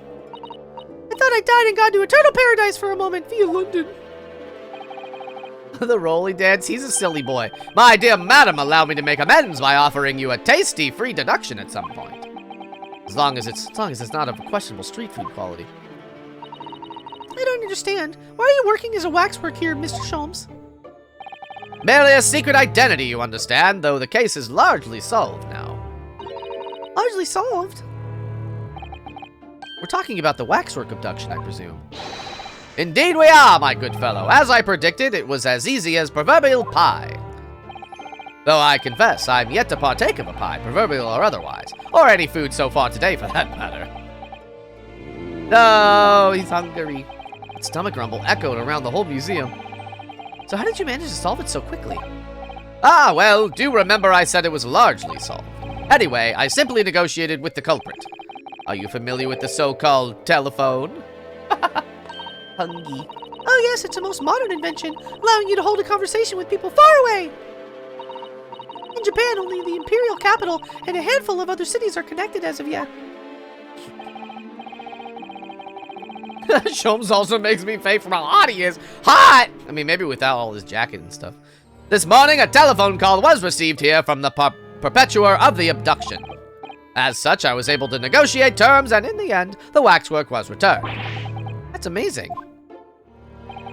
Just between you and I, it would appear the culprit had always intended to return the stolen waxwork in any event.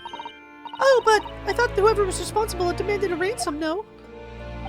Yes, I think perhaps the ransom demand was necessary to avoid unwanted suspicion regarding the true motive. But does that not mean your negotiating was entirely unnecessary? In fact, I must ask you to keep from Madame Tuspells at all costs. A hungry young Iris awaits my return to Baker Street, after all. Poor Iris. Now then, do I sense that you have some business with this great waxwork? Tell me everything you gotta tell me. We're in the process of trying to track somebody down. Oh? Yes, a man by the name of Enoch Trebler. He's the swindler who duped Professor Hairbrain and the engineer who built the kinesis machine. A swindler and an engineer? Quite the modern man. He also seems to be a conjurer of sorts, too, with considerable knowledge of stage music. We really need to locate him before the trial resumes tomorrow morning. But we have so few clues to go on that's the trouble. Do you have any good ideas? I have no idea. I have no data yet. It is a capital mistake to have good ideas before one has data. If I knew something of the man's appearance, at least, I may be in a better position to help. Yes, Trebler's appearance. Fortunately for you, however, presently I have little to occupy myself and little to fill my stomach. As soon as you find any clue, no matter how small, I shall gladly give you my thoughts on it. I have a clue for you. Sholmesy, baby. We're gonna give you this picture so you can look at him with your eyeballs. Mr. Sholmes, would you cast your eyes over this photographic print? It's of Mr. Enoch Trebler, the face of the engineer we seek. Give him food. Well, all Englishmen look broadly the same, of course. So looking at the photograph won't be particularly instructive. Uh-oh. Are you all right, Mr. Sholmes? Ah, yes, forgive me. Very interesting, this. Very interesting indeed. What's wrong, Mr. Sholmes? You've turned quite pale all of a sudden. Let's talk to him about... okay. Well. Mr. Sholmes, did you lie to us? My dear Mr. Naruhodo, say that piercing stare. What is this about? Last winter, when we were first on our way to Britain aboard the steamship, your words were very clear. So then, let us unravel this mystery and discover what events led to this curious murder. You told us that it was murder, and you examined Kazuma-sama's body. Indeed, and wherein lies the problem? We met him earlier today, the victim, Kazuma Asagi. You're quite sure? He was wearing some sort of mask and was apparently suffering from amnesia. But yes, I'm quite sure it was Kazuma-sama. You must have known at the time, Mr. Sholmes, that he wasn't actually dead. Well, I can only assume I was swept up in the murderous atmosphere of the moment. But the fellow wasn't dead at all. Ah ha ha ha ha! Priceless. I don't suppose that performance would pass muster, would it, Mr. Naruhodo? I believe that the crewman presented at the time made a mistake. I could believe that, but not you, Mr. Sholmes. I will now tell you something of the first importance, my dear fellow. Monster, hello! I'm doing great. How are you? Welcome, welcome. Great detectives are wont to lie. It will serve you well to remember that. Please, Mr. Sholmes. Tomorrow in court, you will find yourself on the threshold of a very great mystery. For now, I'm afraid that is all I can say. I have a suggestion, Mr. Naruhodo. Will you indulge me? Oh, well, what is it? You just admitted to lying to us, so we're not like... As I explained to you when you arrived, the missing waxwork has been returned. And I personally reinstalled it at the exhibit from which it was taken, behind those thick curtains. Oh, yes, the professor exhibit, wasn't it? Would you like to see it for a mere 5 shillings? Sam Crew, thank you for a pie or something. Doing good, thanks for asking. Hell yeah! I'm glad to hear it. That's a special one-time only price, you understand. What? The opportunity won't come again, I might add. Wouldn't you like to see the fruits of my labor? Oh, well, we do have a rather pressing investigation to carry out. Perhaps we could postpone? The price is a very reasonable 5 shillings. I think you'll find it's well worth it. It's gonna be the professor. Or it's gonna be the Drebler. Are you being quite serious, Mr. Sholmes? Surely you need only look at my expression to ascertain if this is seriousness or silliness. I can never tell with you, that's the point. Very well, it couldn't hurt. Here's your 5 shillings. Yeah, so here's the deal with this game, as far as I'm aware. So they weren't able to properly release these for the 3DS when the game was like new in Japan. And I think a lot of people just assumed it was like, oh, I don't know, maybe they don't want to localize it, but I don't know at what point this information came out, but they changed his name. In Japan, this is just Sherlock Holmes in the Japanese version, but the copyright in America didn't allow for that to happen. The estate holders for the copyright of Sherlock Holmes, they're real serious about the copyright. So to solve that, they just named him Herlock Sholmes. And it fixed everything. So that's why he's called Herlock Sholmes in this game. Greatly received. So, the special exhibit awaits behind the curtain. I invite you to peruse it at your leisure. Is that a literal arrow? Maybe. I wasn't paying attention. Well, the money's been spent, so let's go see the special exhibit. With heavy curtains at last. It's gonna be him. It's gonna be Drebler. No shot. 5 shillings we had to pay. It doesn't seem right somehow that Mr. Sholmes slipped the money in his own pocket, does he? No. Ah! We can ask Gina to retrieve it for us using her special skills. Pickpocketing police officers and diddling detectives. This is what makes Britain great. Not to mention demigod prosecutors taking the law into their own hands, or chip-loving inspectors. Inspector Gregson comes off rather well on the list, I think. Yeah, go in, please. Oh my god. Yep. Oh. Come on. Oh dear. I felt a shiver run down my spine as soon as we walked in here. Gossamer, come on. Miss Sato, I say we turn our heels and go straight home via a really big confectionery. We certainly can't do that. We paid 5 shillings already. True. Actually, now that I'm looking a little more closely, we've paid good money to see an exhibit that's clearly incomplete. The nerve of the great diddling detective is far more terrifying than anything else in this place. I didn't think they were gonna say that word so many times, but it doesn't mean the same thing in British English, I guess. Professor theme. This must be what Mr. Sholmes meant when he said the case was largely solved.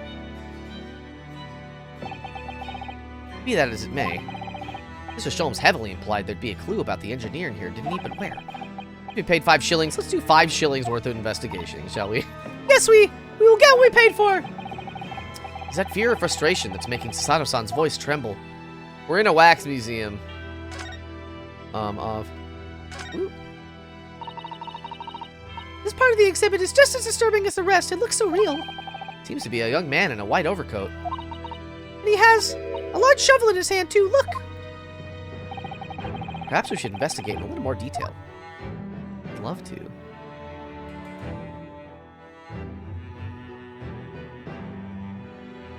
I can't hit the face. No, look, he's got the eye patch and everything. That's him. That's him. There he is right there. Can't see his face very well, can you? Perhaps if I just... Oh, do you think we should be manhandling the exhibits, Mr. Naruto? A real shovel. Put it back exactly as it was, don't worry. Yeah. There we go. That's him. Ah. What on earth? What on earth? I don't believe it. A black monocle. Mr. Naruhodo, is it possible this man is... Yes. Whoa. It's Enoch Drebler. The color of his hair is different, but... The color of his hair is different, but... It's unmistakably him. Indeed. Indeed it is. Mr. Sholmes. This man is the subject of your present hunt, I believe. Yes, that's right. Just who is this man? Why is he here in this exhibit? And why does the convict behind him have no head? The head was missing when the model was returned by the thief who stole it. What a surprise. But then the case isn't yet solved, is it? Did I not say so myself? Largely solved were my words, I believe. But I must locate the missing head. Tout de suite, as Madame would say, or I'll be in grave trouble. A very hungry Iris still awaits my return to Baker Street, preferably with rations. Ah. Do you know, though? Something about this room is strange. Strange? What do you mean? Well, the displays in the House of Horrors are supposed to depict real events, are they not? Grave trouble. Indeed they are, Mrs. Sato. Do go on. And as terrifying as they are, the scenes in the other exhibits are believable. But this one... This surely couldn't have ever really happened, could it? I think it's time I educated you a little about the nature of the incident involving the professor 10 years ago. Yeah, do it. Tell me all about it. Oh my god. I believe I told you a little about the professor yesterday, did I not? He took the lives of 5 victims, every one of them being either a member of the aristocracy or royalty. This is really engraving. Ah. All were attacked by an enormous hunting hound and had their throats ripped from their bodies. Oh gosh, an enormous hound. How awful. After taking the life of his fifth victim, the killer was apprehended. It was a case of unprecedented magnitude in Britain, you understand. Accordingly, the professor was tried in a closed court. No members of the public were permitted. Closed court? So you mean that the professor's identity... As you've surmised, my dear fellow, his identity was never made public. Naturally, he was found guilty and summarily sentenced to death by hanging. He was buried in a grave at Lowgate Cemetery, which adjoins the rear of the prison where he had been held. However, that was not the end of the affair. Oh. The very night he was buried, the convicted man came back to life. Came back to life? He clawed his way out of the ground and emerged into the moonlit graveyard. The exhibit here depicts that very scene as described by the sole witness to those chilling events. Oh, but he's a liar, though. There was a witness? Oh. But of course, my dear fellow, there was none other than the young man in the white overcoat. Enoch Drebler. He saw it happen.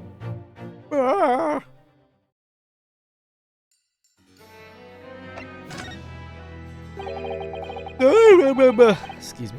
So this is a waxwork model of Enoch Drebler. 10 years ago, the convicted professor, having been gibbeted and buried, emerged from his grave in the dead of night. The sole witness to that unimaginable scene was this young man. From appearances, I would say he was about 20 years old. It's so horrifying. Scared out of his wits, the young Drebler ran to a nearby police station to report the incident. And the sheer terror of what he'd said to have turned his hair white overnight. What he'd seen. Yes, as shown in the photograph we have of him, his hair is completely white. For the following few days, the story of what he'd seen was on every front page in the capital. The public was frantic for every last detail about the killer who'd come back to life. As you've seen, an exhibit was created here at Madame Tuspel's. I can quite understand why the man's hair turned white, certainly. But what I don't understand is what Mr. Drebler was doing in the first place, in a lonely graveyard in the middle of the night. Yes, what was he up to? Following the execution. Look at that owl back there. The professor's acts of terror threw London's upper classes into complete panic 10 years ago. It was a great scandal, one might say, at the very highest levels of society. Excuse me, and since the killer's identity was never made public, rumors abounded. After all, no killer had ever before systematically employed a dog as a weapon of murder.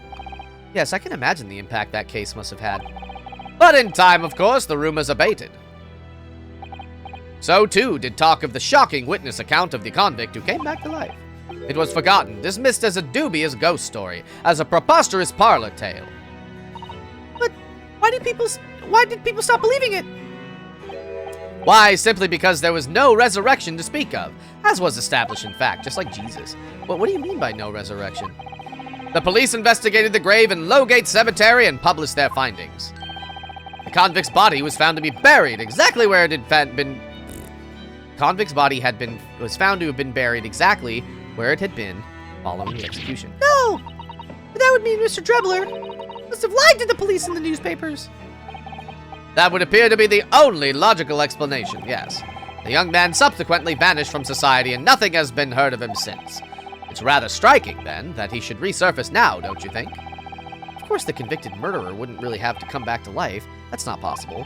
Drebler's hair is unusually white, and if that really did happen overnight as a result of shock, it's hard to believe the incident was an out-and-out lie.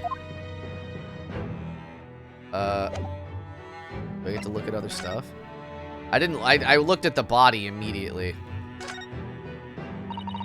This part of the exhibit is just as disturbing. Yeah, okay. He has a large shovel in his hands, too, look. Perhaps we should investigate in a little more detail. Yeah. I just wanted to see the face. But I didn't look at the camera or nothing. What's this here? Well, this would appear to be the lens in the middle, so I believe it's probably a camera! A camera? But it's so small. British technology is incredible, isn't it? I mean, what about Mr. Sholmes' skin prints? I think perhaps you shouldn't treat Mr. Sholmes' inventions as... I think you should treat them as exceptions to the rule. But anyway, why would a man be in a graveyard at night with a camera? I wonder. Perhaps he was trying to capture the moment a dead body came back to it as a ghost on film. We'll just borrow this for a little while, I think. Oh, he stole it. By looking at the photographic plate inside the camera, we can see what picture was taken. It's a photographic plate. A piece of glass coated in special emulsion that reacts to the light coming through the lens. If we open the cover at the back of the camera, we should find it. Let's have a look. You can see yourself, Sasato-san. Your eyes are shining. You really do like machinery, don't you? Okay, we can do that in a sec, I guess. Is that the real camera? It's not a prop camera? It's quite a large lamp the man's carrying. Or is it a lantern? Not unlike a Japanese, Chochin paper lantern, actually, is it? Lamp, lantern, Chochin. The point is, it casts very little light to be walking alone in a graveyard at night with only this. Well, I certainly wouldn't do it. I'm not sure I could visit a graveyard at all, even in broad daylight, to be honest. Okay... He's got, like, that same kind of a doctor's pin thing, but I guess he is supposed to be a science man. Can't look at the shovel. And I looked at his face, and I looked at everything. Okay. What about this? What about that? This must be the killer! The fiend known as the... What is it? What was his name? The professor! I think so, according to what Madame Tuspel said. He killed 5 victims, all of noble or royal blood. The waxwork is so lifelike, isn't it? Like all the models in this place. I know, it looks like it'd start moving any moment, doesn't it? If only it had a head, that is. How should you examine it? Yeah, examine that, please. Oh my god. Look at the shovel. I couldn't look at the shovel. It wouldn't let me. I don't think so, anyway. I couldn't, like, get a good angle on it. Well, this is the condemned man. Yes, the so-called professor. Then perhaps his head was chopped up by a guillotine. But unable to find peace, he emerged from his grave as a headless ghost! Do we have to entertain such terrifying ideas, Mrs. Sato? Anyway, I'm sure the model had a head once. There's a metal fitting for it, see? Then perhaps Mr. Sholmes absent-mindedly forgot to reattach it? That's an extremely absent-minded detective you're describing, isn't it? Or perhaps the thief absent-mindedly forgot to include the head when he or she returned it to the museum. That would be an extremely absent-minded thief. There have been some reason why only the head wasn't returned? Well, whatever the reason. It means we don't know what the face of the infamous professor looked like, do we? Oh. There's something caught just inside the convict's jacket here. It looks like a piece of broken glass. Quite a big piece, too. That looks like Crystal Tower glass to me, babies. It's very thick, isn't it? About 5 times thicker than normal window glazing, I'd say. Where could such a thick piece of glass have come from, I wonder? I suppose it must have been made thick to increase its strength. But why? Well, perhaps because the glass had to span a particularly wide area, such as a big building, for example. Ah, well, we've seen a large glass building recently, haven't we? Some of the glass is broken, too. You don't mean...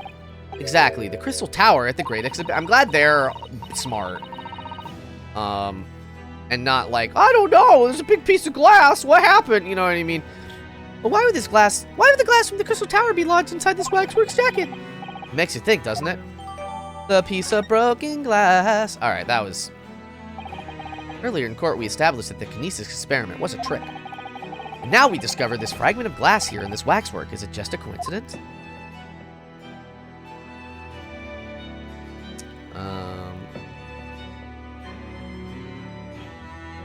Okay. There we go. Okay. Ah! Is that Tuspells? No, it's Gina. What? What the bleeding Dorado? What have you gone and done? Gina, what are you doing here? I asked Iris and she said this is where you'd be, so... Gina! That's so loud in the museum. Madam Tuspells will have you take a position as a waxwork if you're not careful. I think there might be a more pressing concern. I still had some flash powder left from 6 months ago, so... Alright, Gina, we understand, but please, put down the gun. Iris gave her a gun and she just has it. Sorry, I got scared. You try to be the one on the other end of the barrel. So what brings you here, Gina? What brings me here? What do you think? We found it. We found that dodgy cove's workshop. What? You found Drebler's workshop? Yep, Toby's nose took us straight there. The boss and the others are heading over there right now in a drag, so come on. Here's the address. I got the boss to write it out. Oh, thank you, Gina. We'll make our way there at once. Haha! Alright then, see you there! We would have phoned, but we don't have those yet. Oh, he wants to go. You go. Don't mind me. I'll just be here, being still. What? Oh, his eyes. I know my place in the exhibit over there. Oh dear, someone is feeling sorry for himself. Let's go, Mr. Sholmes. You're coming. Your words hearten me, I must say, but if I were to shirk my duties here, Madam would have to... Oh. I'll pay for everything. Then there's not a moment to lose, my dear fellow. I shall hail a carriage at once. No offer to share the cost from Mr. Sholmes, then. I shall gladly pay half, Mr. Naruhodo. Thank you, Mr. Sato. Right, let's go. It is such a cute little pup. Oh, it's a... Whoa. It's a prototype. Naruhodo type. That looks like... Oh! It's another super high voltage instantaneous kinesis machine! Indeed, it would appear so, though only a prototype, naturally. Ah, so you got here, Red. Gina! Thanks for finding this place. Well done. And in such little time, you've really worked miracles! Estelle be out, the miracle worker! Woof. Woof. Oh, he's not happy about... What? Is he allergic? What's going on? Why is his eyes closed? He's eating the fish part. I never put it together that the middle piece is a fish. But the rest of it is french fries. His face, what's going on? Oh, I thought you lot would show up before long. Hello, Inspector. That's one knitted brow. Ah! Hi, Fern or Sharku. Who is it? Fern! Hi, Fern. He looks like he's eating a lemon, not a bag of fish and chips. So, Inspector, is there any sign of the engineer? Sadly not. We couldn't find a soul in here. Oh, what a shame. Well, thank you for letting us know about this place and giving us a chance to investigate. According to what Gina tells me, we only found it thanks to a clue that you lot turned up. I wouldn't want to say, go to Paris with a debt of gratitude unpaid, now would I? Thank you. Anyway, if you're hoping to snoop around in here, I'd get cracking. Lord Van Zeeks and the forensic investigation team are on their way as we speak. And again, I imagine you've got the picture by now. They don't take too kindly to lawyer types. Right. So then, my dear fellow, let's turn this place upside down whilst we have the chance. And you, Sholmes. Pardon? They take even less kindly to great detectives than they do lawyers. Ha ha ha ha ha! Very droll, droll? Very droll, Gregson, very droll. But you may consider me nothing more than an inconspicuous waxwork model. Right then, let's see what we can find in here. I love him so much. You had an ad. No! Hello, though. Welcome, welcome. And this appears to be most interesting. Yes, most interesting indeed, won't you say?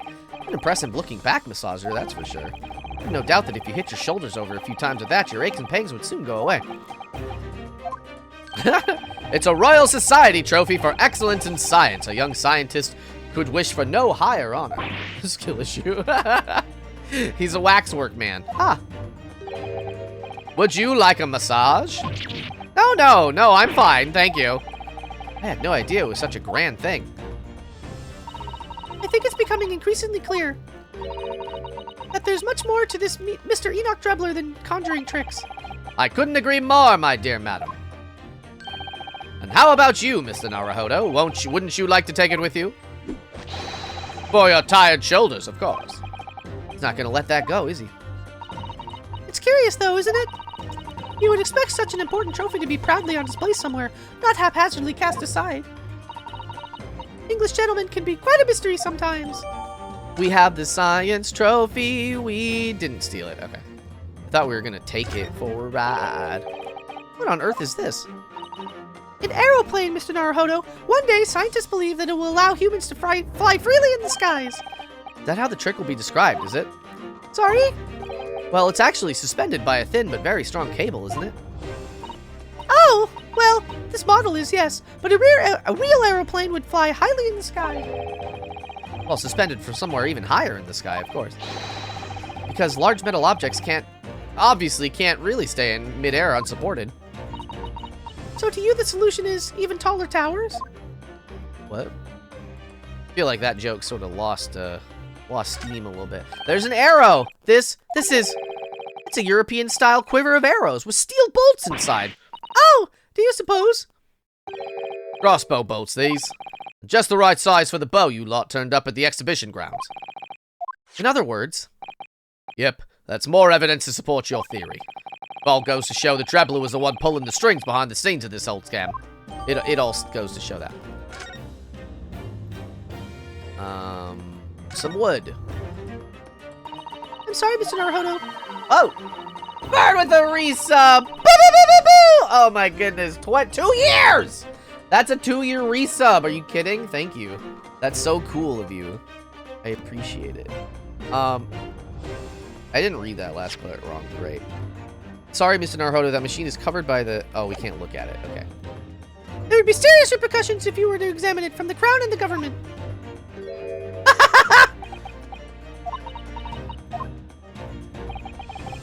Well, those two don't seem to be holding back.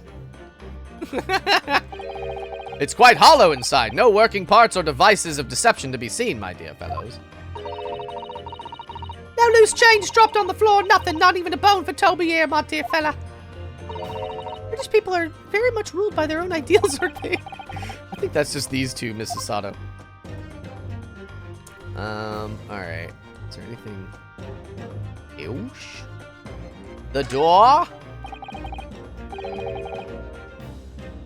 This door doesn't want to open. Yeah, looks like it's got a pretty hefty lock on it.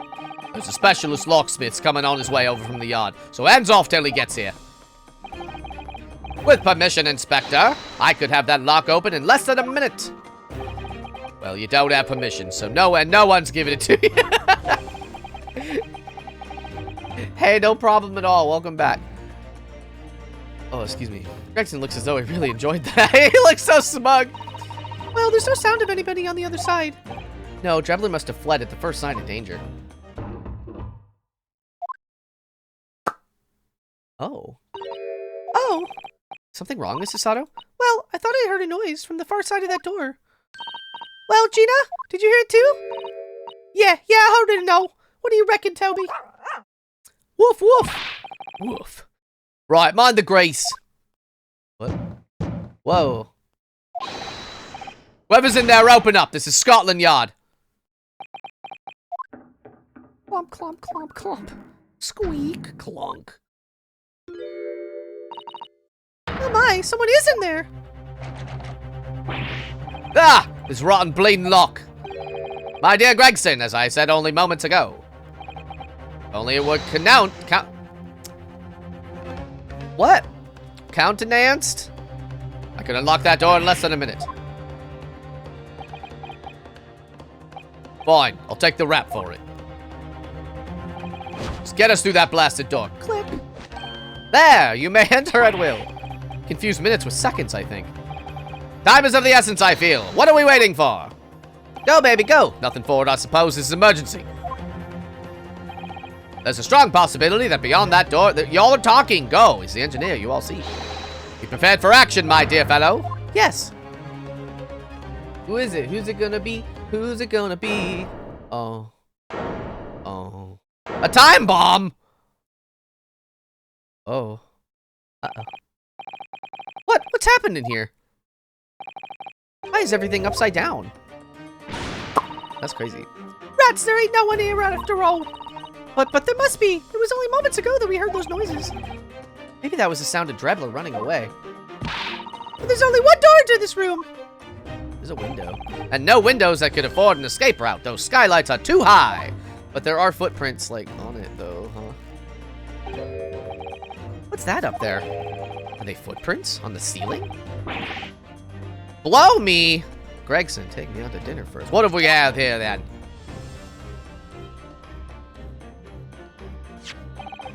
Looks like someone was trying to burn something in a hurry. Oh, that looks like a set of blueprints. To what? To that Professor Hairbrain's bombing machine, is it? Blimey!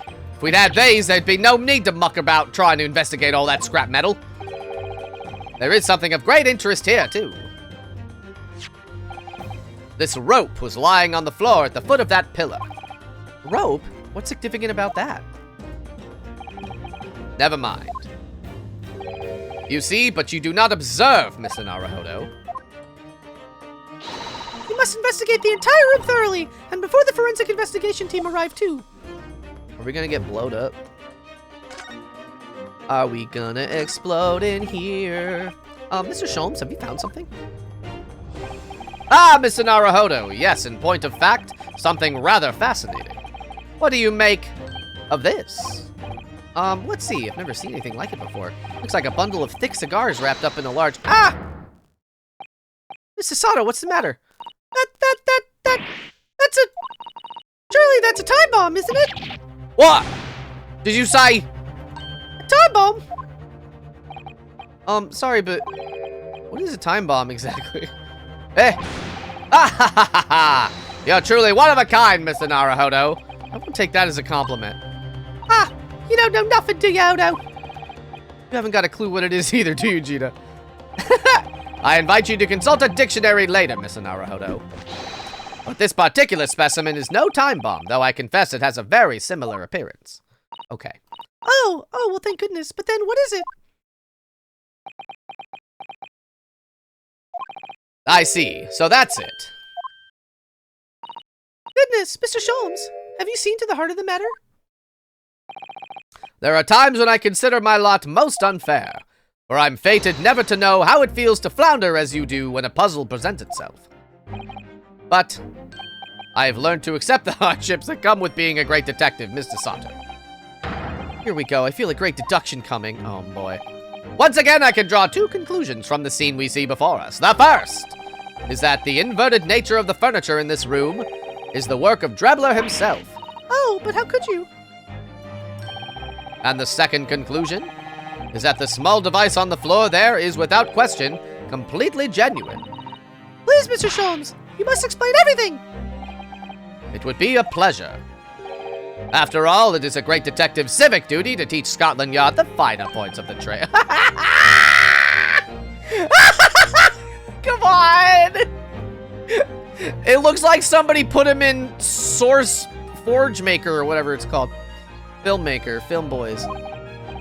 Well, Inspector Gregson seemed delighted with that deal anyway. Oh, you deflected the inspector's glare with such fortitude there, Mrs. Sholmes. Well done. You're too kind, my dear madam. I hereby dedicate this great deduction to you. Kindly stand just there, Mrs. Sato. Oh, yes. I'd be delighted. So, shall we begin? Once again, Sherlock Sholmes is proud to present his Logic and Reasoning Spectacular. God, I love these. Yeah, baby! The game is afoot.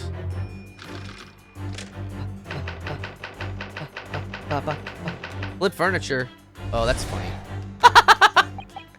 It's plain to see that this room is in complete disarray. The bed, the table, the chairs, the lamp, everything is upside down. Almost as if every item in the room had, until recently, been happily positioned on the ceiling. Of hydrate posture, you got it. A lettuce. Thank you. You new to stream? Tell me your favorite lettuce type before falling straight down to the floor. Every item in the room was on the ceiling. Are you suggesting that? Indeed, the key here. Oh, there's a there's a thing right there. The key here. Whoa!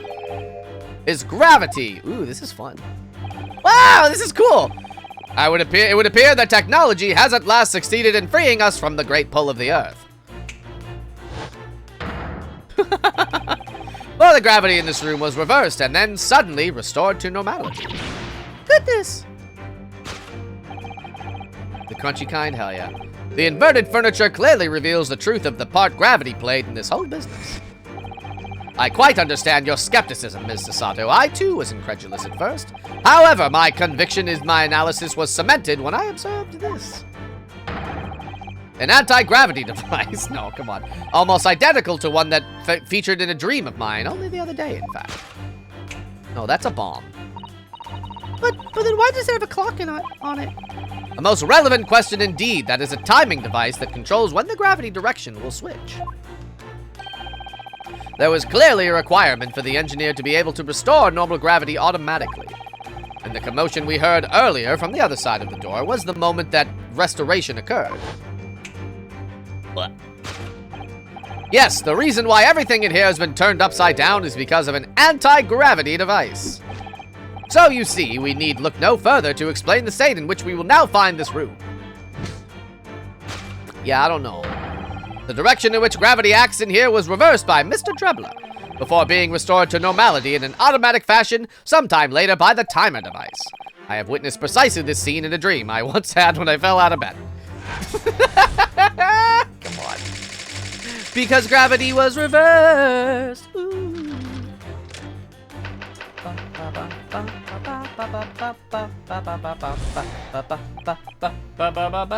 on one sec. Hold on just a little sec.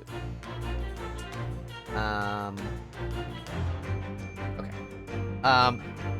Now let us consider the next conundrum. What was our engineer friend's aim? Indubitably, the greatest clue we have to explain his actions is above our heads.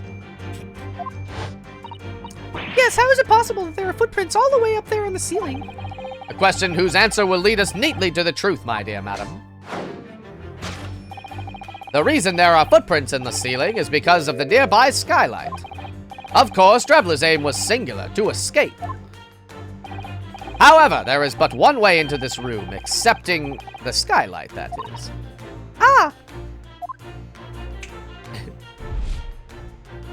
Woohoo! This is fun. This is the most dynamic they've made one of these. By inverting the gravity in here, Trebler was able to fall conveniently to the ceiling and make his escape via the otherwise inaccessible skylight, leaving those footprints behind on the way. But the ceiling in here is very high, Mr. Sholmes. The gravity reversal was sudden. Wouldn't Mr. Trebler have fallen up here to the ceiling rather violently? Falling up is both scientifically and philosophically a rather interesting concept, I feel. But the man was cornered with nowhere to run, so escape through the skylight was his only option. You may recall that I found this in the room earlier, which I believe offers a solution. She's so cute. Stop. Oh, the rope! To reach the intended destination, what better tool than this rope? By anchoring one end to the wall, the man was able to lower himself safely to the ceiling. Which explains how Drebler was able to escape this room before our arrival. He reversed the pull of gravity and fled via the skylight. And personally, I should very much like to reverse the pull of gravity again now, just for fun. Ba-ba-ba-ba-bow.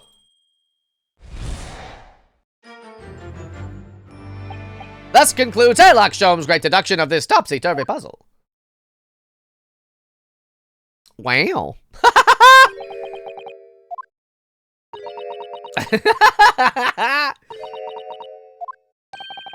She's completely spellbound.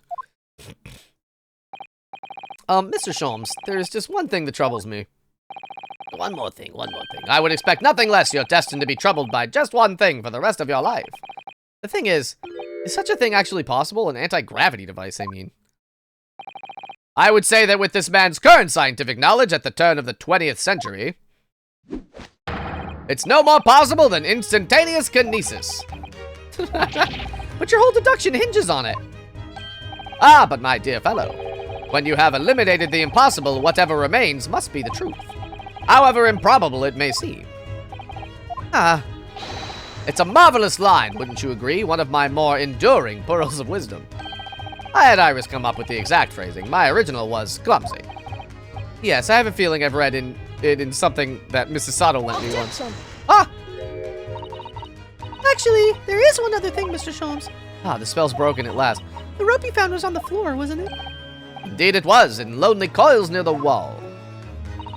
But if Mr. Trebler had used it to escape in the way you described, wouldn't it still be tied to the wall?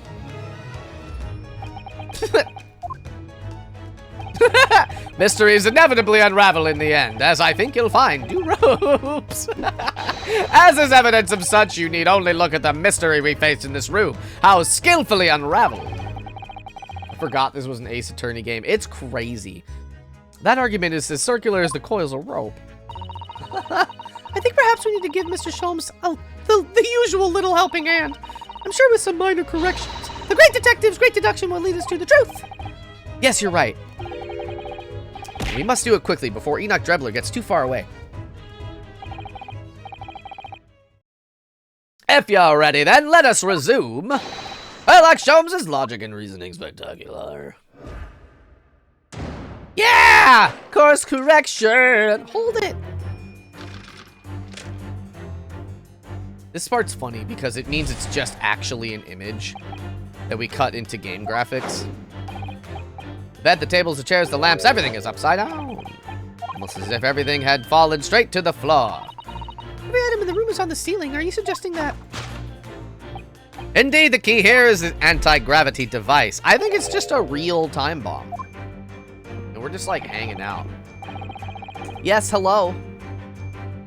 It would appear that the technology has at last succeeded in freeing us from the great pull of the earth. Hell yeah. But the gravity in this room was reversed and then suddenly restored to normality. Goodness. The inverted furniture clearly reveals the truth the part gravity played in this whole mess. I think gravity could have been reversed in this very room. I find the whole idea utterly enthralling. Only Mr. Sholmes could conceive of such an explanation. If you want to put them in the Discord, yeah, I have links turned off here. Slew 2, hello, how are you? Welcome, welcome. Good to see you. But the man himself admitted it was a scientific impossibility, so. Yes, you're quite right. You must completely discount the idea at once. Ooh, that's unusually merciless of you, Mrs. Sato. When you have eliminated the impossible, whatever remains must be the truth. The great detective said so himself, didn't he? While refusing to part with his dreams of anti-gravity devices. Yes, I suppose so.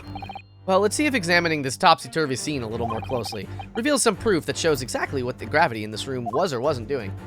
How's Ace Attorney? I love it. This case in particular is like very extra. Okay, wait though. I can't look like around. Can only go from here to there. Okay. Inverted furniture.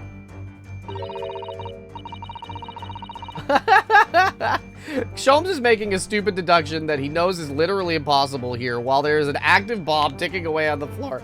Why is he like this? This case is particularly buck wild, and I'm really having a good time with it. All the furniture here is very conspicuously upside down, certainly. Yes, it does immediately put you in mind of some strange quirk of gravity, I admit. Ah, could it be that a mini whirlwind passed through here, I think? I'm not sure that's more plausible than Mr. Sholmes' explanation. Oh dear, saying the first thing that comes to your head isn't the way forward here, it seems. This is the first instance where I'm not, like, super duper... I'm not, like, instantly sure about what... But I saw, like, a safe number earlier. But there is a safe right here. Ah, look, Mrs. Sato. When everything seems to be upside down in here, the safe is conspicuously the right way up. Have you noticed? Yes, that's true. Look more closely at the safe's feet. Ah, that's a lot of very large bolts. I think before you speak, that's what you wanted to say. I really put my foot in my mouth there. Sholmes is so silly. Today's attorney game, so I wouldn't doubt you. It's so, I just love them so much. What is... but I have already looked at the... What breaks the gravity theory? I mean, the bed, the books... We're getting a clear prompt this time. We've looked at the furniture.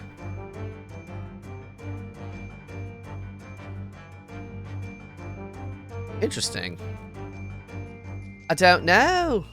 Oh, is it these? Oh. I see. Well, I wasn't expecting to find a pretty bunch of flowers in here, that's for sure. Ah, look at that. I know, that slender little vase looks like it's about to topple at any moment, but the flowers are thriving. Somehow it makes you think of the fragility of life, wouldn't you say? You know, Mrs. Naruhodo? Did I say ooh-woo? Probably not. Something else about it made a rather deeper impression on me. Yeah, it's upright. Take that! Ah!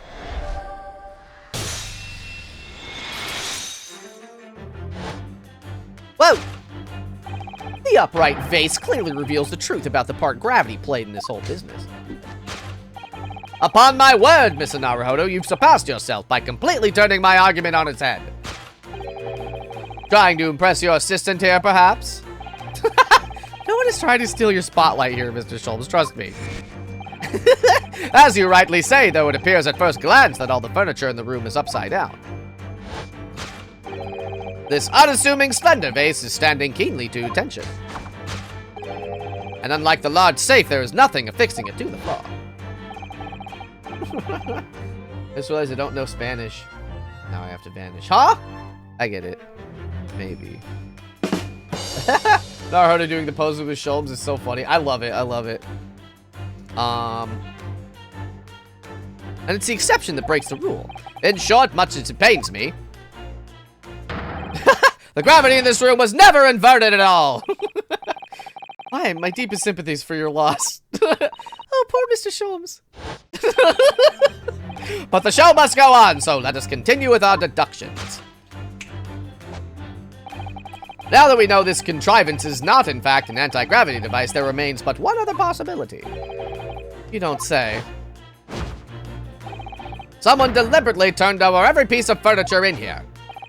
Which might sound obvious, but leaves one mystery very much unsolved.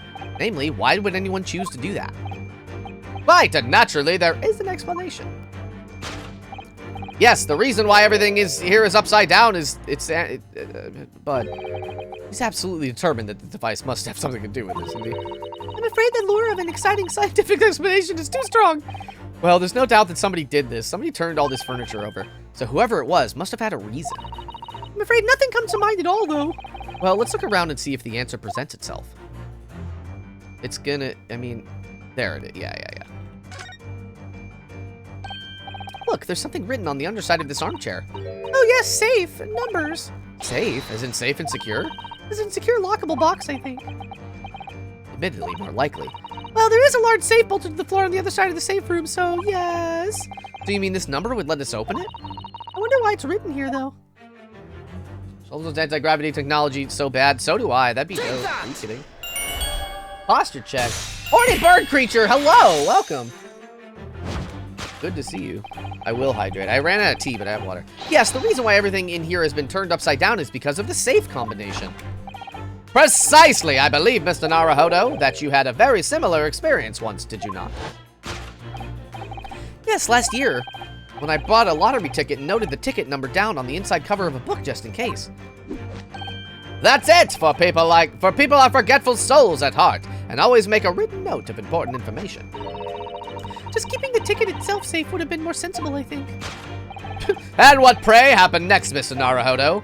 When the day of the draw came round. I'd forgotten which book I'd written the number in and had to turn my room upside down to find it. That's it for people are forgetful souls at heart, and always forget where they've noted things down. What if you always note things in the same place? I actually won the second prize, you know. But I couldn't remember which magazine I'd slipped the ticket in, so I had to turn my room upside down. Thank you, Mr. Naruhodo, but I believe I proved my point now. Come on! This is extra silly. This is the silliest it's ever been. Which in that very similar scenario has clearly unfolded in this very room. Finding himself requiring access to the safe, the occupant of this room needed the combination code. He remembered that he'd written it on the underside of a piece of furniture, but forgot which one, leading to the state in which we now find the room.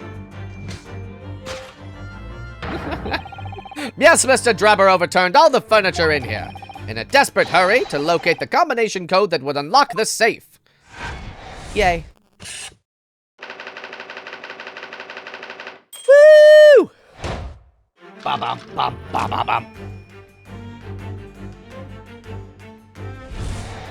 Alright. Now, let us consider the next conundrum. What was our engineer friend's aim? Indubitably, the greatest clue we have to explain his actions is above our heads. Yes, how is it possible that there are footprints all the way up there in the ceiling? A question whose answer will lead us neatly to the truth, my dear madam. The reason there are footprints on the ceiling is because of the nearby skylight. Well, if a change in the direction of gravity can't explain it, then how did those footprints get there? Yes, I feel as though that particular mystery just has become even harder to solve. Can't think of any other way to explain it at all. Oh, life is so much simpler in those halcyon days when gravity could be reversed. It was minutes ago. Those halcyon days never existed in the first place. Well, I suppose we must simply put our faith in Mr. Sholmes and observe the area in more detail. Putting our faith in Mr. Sholmes is what gets us in these situations in the first place. I wonder if it's behind the... Wow, amazing. It's hard to believe, but there's a shoe up here, look. Oh yes, and there's more footprints on this little balloon. Perhaps the shoe was thrown up here and became lodged, do you think? If so, then judging from the number of footprints, it must have been thrown up several times. Why would anyone be throwing shoes up at the ceiling, though? Oh dear, that's beyond me, I'm afraid. Well, okay. I don't care. I don't care that it's a gas balloon. I mean, I guess we'll just present the shoe. Take that!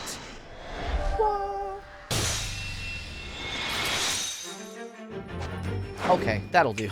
Oh! Oh! The reason there are footprints on the ceiling is because of the nearby shoe. And on closer inspection, there are clearly footprints all over the... Oh, this is Sholmes. There are clearly footprints all over the balloon as well. In other words, the aim was never the skylight at all, but the balloon. But for what purpose? A green balloon? That seems somewhat familiar data. It was a piece of the green balloon's envelope that Mr. Naruhodo and Iris found at the scene. What is your question?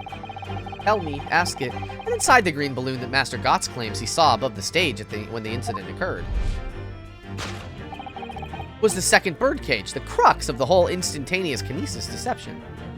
Constant trade-off between the Naruhodo-Susato duo of who's the goofy one and who's the straight man is wonderful. I love it. Because I feel like in regular Phoenix Wright, it's almost always Maya. And part of that is why I do love Maya very much. But, welcome back, Lila. But it is nice that they're both kind of silly at times. Okay. You mean to say... If we assume the balloon in here is the model of the one used that day, then there is a strong possibility something may be concealed inside it. Something our absconder was desperate to retrieve before making a hasty getaway. But the balloon's out of reach. Hence why he resorted to a projectile, namely the shoe. Ah! Ah, that makes sense. Most probably, Drebber intended to tear a hole in the envelope by assailing it with the shoe. Ow! However, his efforts were thwarted when the shoe itself became a prisoner of those lofty heights. Oh dear, we desperately need to examine that balloon. If only there was some way we could see inside. You may recall that I found this in the room earlier, which I believe offers a solution. Oh, the rope! To reach the intended destination, what better tool than this rope? Wait. Oh. Mrs. Sholmes has managed to bring the deduction back to the rope. Alright, I have to admit, that was clever. So we just throw the rope up into the balloon and then pull it down onto the ground? It's much easier said than done, I feel. And it could take us a very long time as well. True, perhaps we need a more surefire method. In fact, we already have one, of course, don't we?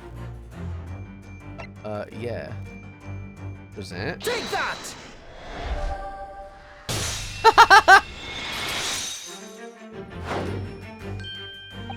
To reach the intended destination, what better tool than this crossbow? This was found at the scene, in fact! And in all likelihood belongs to Mr. Drebber. If the man had only brought it away with him that day, he could have avoided losing a shoe at such a critical time like this. Shoot it. Shoot the balloon. So, shall we? Your curiosity is deeply stirred by doubt, no doubt, my dear fellows. What is it that Enoch Drebler has hidden inside that balloon? Bam! Oh my gosh. It's the head! That goes in the other thing. What the? A waxwork? Indeed it is! A waxwork head inside a metal mask.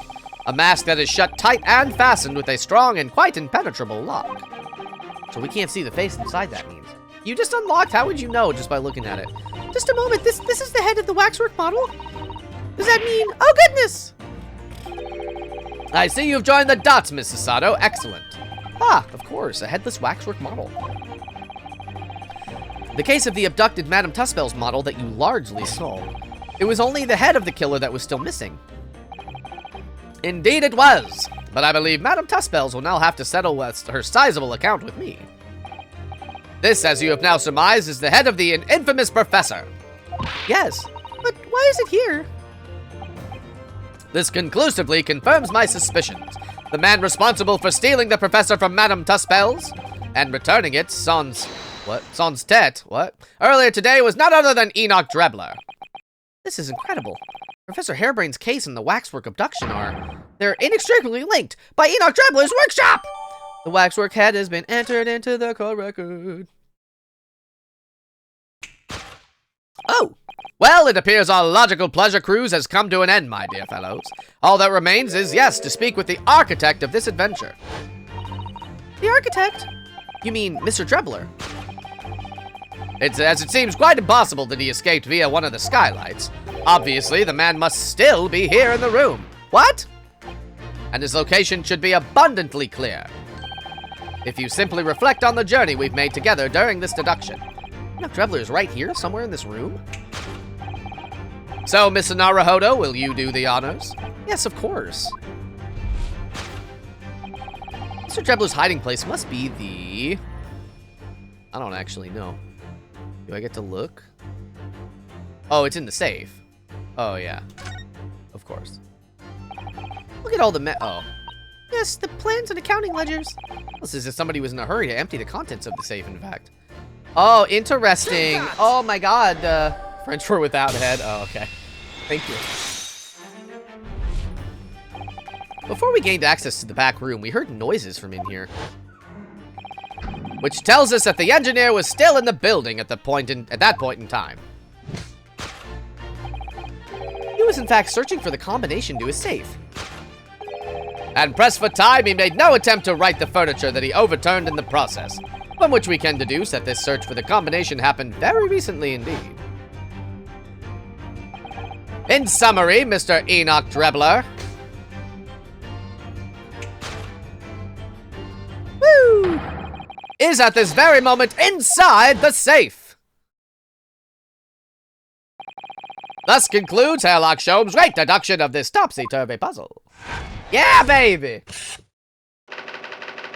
Ba ba ba bow.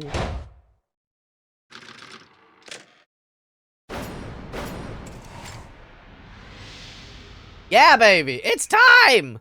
We get to meet him. So, Mr. Naruhodo, I think perhaps it's time we ended this game of hide and seek, don't you? By opening the safe, you mean? What else? Let's see, the combination was 1432582. I knew that. All right, then, here goes.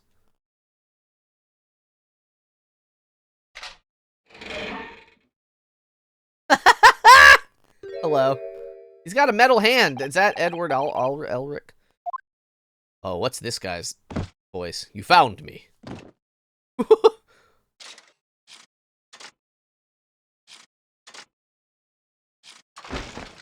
Ah!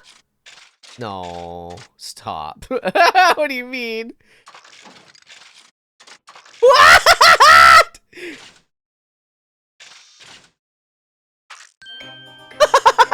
Stop. Hello. It might be TNT. Right then, sir. Mr. Enoch Drebler, I presume. Doing a boogie. Emily, it's true. Oh, what is this? Correct. We'll find this guy's voice. You better start talking. You tricked Professor Hairbrain in that bogus machine you built. And you shall have to explain the theft of the waxwork from Madame Tussbells as well. Whilst I would be delighted to answer your many questions. Oh! Personally, I would advise that you deactivate my little parcel first. Deactivate? Your parcel? I refer, of course, to the time bomb. I left it here in a most prominent position. That's just... Ah! Ha ha. I see. Stunned silence. You're all gearing up to die with me then? Whoa! No! That was without a doubt one of the introductions ever. Well, they noticed it, but he just sort of was like acting like it was a gravity machine. Mr. Sholmes, with only 7 seconds to spare! That was too close for comfort. I've got 1 foot in the grave already. Are you trying to help us get a killer or get us killed? Mr. Sholmes' seduction can be completely life-altering, can't they? Well, my dear fellows, that was a close shave. The resemblance to an anti-gravity device is really quite startling, I must say. Stop! Anti-gravity devices don't exist! Ooh, I wouldn't push it, Mr. Sholmes. Oh my goodness, we get to like talk to him and stuff? What happened here? What on earth happened in here? You found me, haven't you? No need to screw me down any further. Everything in here is precisely what it seems. Yeah, well, we'll be giving it a thorough going over. Don't you worry, Drebler. Steam, I am jamming. What fails to click with me is how you are able to locate my workshop. That I was not expecting. When I heard whistling from the other room, I knew it was time to bolt. Whistling? Ah, that would have been me. Oh! For some reason, I woke in a fine fettle today. No words, just tightly squeezed chips. Clearly, I must have a screw loose, though, as I couldn't remember the combination for the safe. And another one loose, as I couldn't remember on which piece of furniture I'd written it down. We also have a rope over by the wall. Yes, I had hoped to exit through the skylight, but sadly, the rope was too short. So then I set about searching for the combination code to open the safe. And burning the incriminating blueprints, don't forget. Regrettably, though, you failed to retrieve the head from the balloon among the rafters. And after that, you hid yourself inside the safe? Having first set this parcel ticking. Well, I had no intention of being nailed by the police. Sure, fair. Got a death wish, have you? Hiding right beside a ticking time bomb? Please, why do you suppose I chose to hide inside the safe? It's no ordinary safe. It's specially designed. A dynamite explosion wouldn't leave a scratch on it. So, in fact, The safe was the only safe place.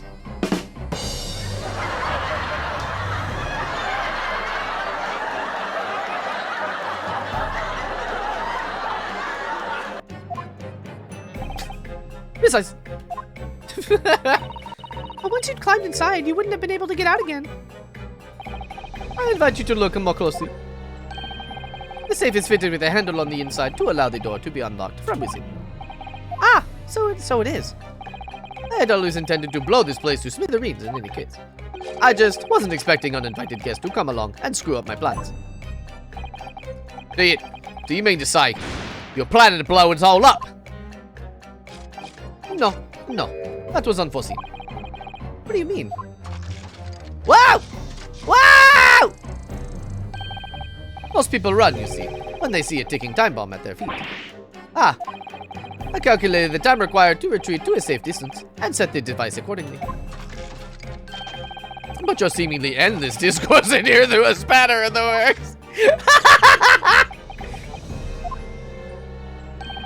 Is something wrong, Gregson? Do I have something on my face besides the usual eyes, ears, nose, and mouth?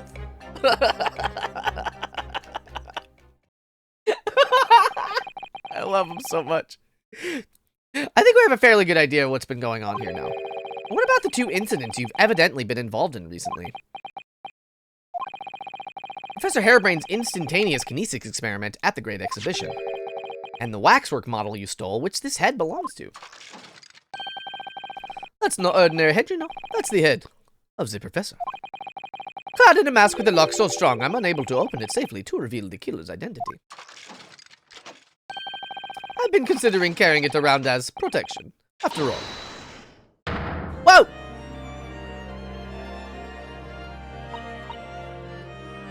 What was her voice? It was just, what's going on here, Gregson? Prepler got foiled because Sholmes was so Sholmes. This game should not be this funny, but it is! Sometimes, I feel like it's hard, right? Because I feel like oftentimes, comedy from different cultures doesn't sort of hit as hard in another culture. But not Ace Attorney. I mean, it's all localized, but like the core of sort of what the jokes are is like the same. I'm sure you're aware that I have sole jurisdiction to investigate here. Yes, well, Dr. Scythe again. So the forensic investigation team are here. And you know full well this engineer is a key witness. Why are you allowing this lawyer access to him? Lord Strongheart knew of this, you'd be finished. You lot, leave at once. Goodbye! My dear madam, there's no need for such a threatening tone, I assure you. After all, there's no way to greet an old acquaintance, is it, Dr. Scythe? Hello, Sholmes. Sith? Mr. Sholmes knows Dr. Scythe? I'm gonna just say Scythe. If it's protecting the machine next door that's causing such a sour expression on your face, you are quite misguided. It's really nothing more than a shell, you... Get out. But of course, we'll show ourselves the door. I see you haven't softened at all. Mr. Naruhodo! Yes? It would appear that our delightfully entertaining investigations have run their course for today. The OG game was so great that people were begging for localization. I remember, and I didn't watch it because I didn't understand how good it could be, but I know that there was a fan translation on YouTube that somebody did. Like, they just did a sort of a silent playthrough, and then they just translated everything. But that's not quite the same, right? It's not the same experience. Okay. But I don't know if it ever got, like, a fan trend. Well, it's hard to say, actually, because it probably did have a proper, like, fan translation mod. Because I remember when I first got this game, I bought it, like, new, and I tried to stream it, like, new at first, and then I stopped playing it for 2 years. But I remember when I was looking up guides, like, the names of the characters were, like, not the same, and I was confused, even because I forgot that, like, all the guides were going to be for the fan version of the game with all the fan titles and all that, right? Which is very interesting to me. But Mr. Sholmes, they got a lot of them quite right, but, you know, with the puns and things, you have to make up your own jokes. Let us leave this place in the doctor's capable hands. I said get out, now, all of you. Partway through this second game before the official localization. Hell yeah, that's so dope. Your presence here is not required here either, Gregson. Uh-oh. Understood. But I'll just say one thing before I head off. If it wasn't for this lawyer and his companions, we'd never have found this place, and the whole workshop would have been blown to bits. There was a time bomb set here that this lot disarmed. Inspector.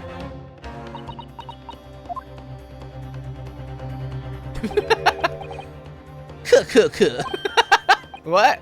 Something giving you a chuckle, has it, Trebler? Oh, so sorry. Didn't mean to offend. You're quite right, of course.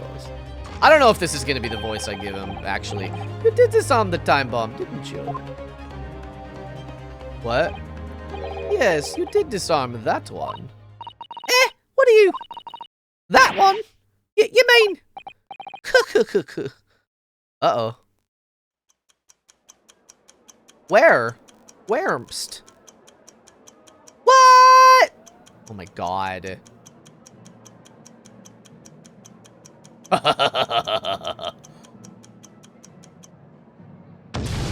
Well, beans. Names in the fan translation with direct translations. Is that real? Because I feel like they adjusted them to make them fun in English, you know? It was an hour later that we heard the news of the enormous explosions that ripped through the experimentation stage of the Great Exhibition. Professor Hairbrain's invention and all its secrets were blown away forever. No investigation after all. To be continued! Wow, that was a really long investigation section. But we got there before the stream would have normally ended anyway, so that's excellent. Yo, babies! What a lot. We did a lot today. We were gonna pick this back up this upcoming Wednesday, babies. All my sort of normal, I think, anyways. That should be the thing. I'll post it in the Discord and stuff, and Twitter and all that, if I'm wrong, but that Wednesdays and Thursdays are typically my streaming days. Oh god, that's too. I wanted to hit the live button. I turned the volume up. Thank you all so much for hanging out today. I love you all dearly, very, very much. And I hope that you have a scientastic day. I'm quitting the game. Oh, with the follow, Gossamer. Thank you. Yeah, I only stream a couple days a week usually. I do like YouTube stuff with the rest of my time and freelance video editing. All that information about all that stuff is in my card. In addition to all my other socials, I'd love to see you there. While we find somebody to raid, I also have the link to my Discord. It's a beautiful place full of lovely people, and I would love to see you there. And then last but certainly not least, we have the links directly to my YouTube channels. I would love, I'm mostly focusing on my editing channel right now, but I do have an idea for, a main channel video that I thought I was gonna start recording this week, but I did not do that. So, maybe soon. I think it's gonna be a funny, silly idea, but I don't really know for sure. Let's see. What do we got here? Who's on my recommended? I'm seeing people on my recommended. Oh, that's a clip. We're in Clip Town now. Yeah, let me go to just chatting. How about? Whoa, that person has big old man boobies. Wow. You know. Trying to find somebody that, oh, somebody's building Gunpla and it's a subathon. Let's raid them. That'll be fun. You put the tongue in the middle. No. This is the raid message. Oh wait, but I gotta copy this person's. They've just gotten started. They're on day 3 of a subathon. We are gonna show them so many love. And I love you all to pieces. I'll be around on the internet, on Twitter and all that crap. But I will see you on stream this upcoming Wednesday, 9 a.m. West Coast American time. We will start, I guess the trial should be right next. I love you all to pieces. Have a lovely day. Goodbye. Goodbye now. Goodbye. Goodbye. Goodbye now. Goodbye.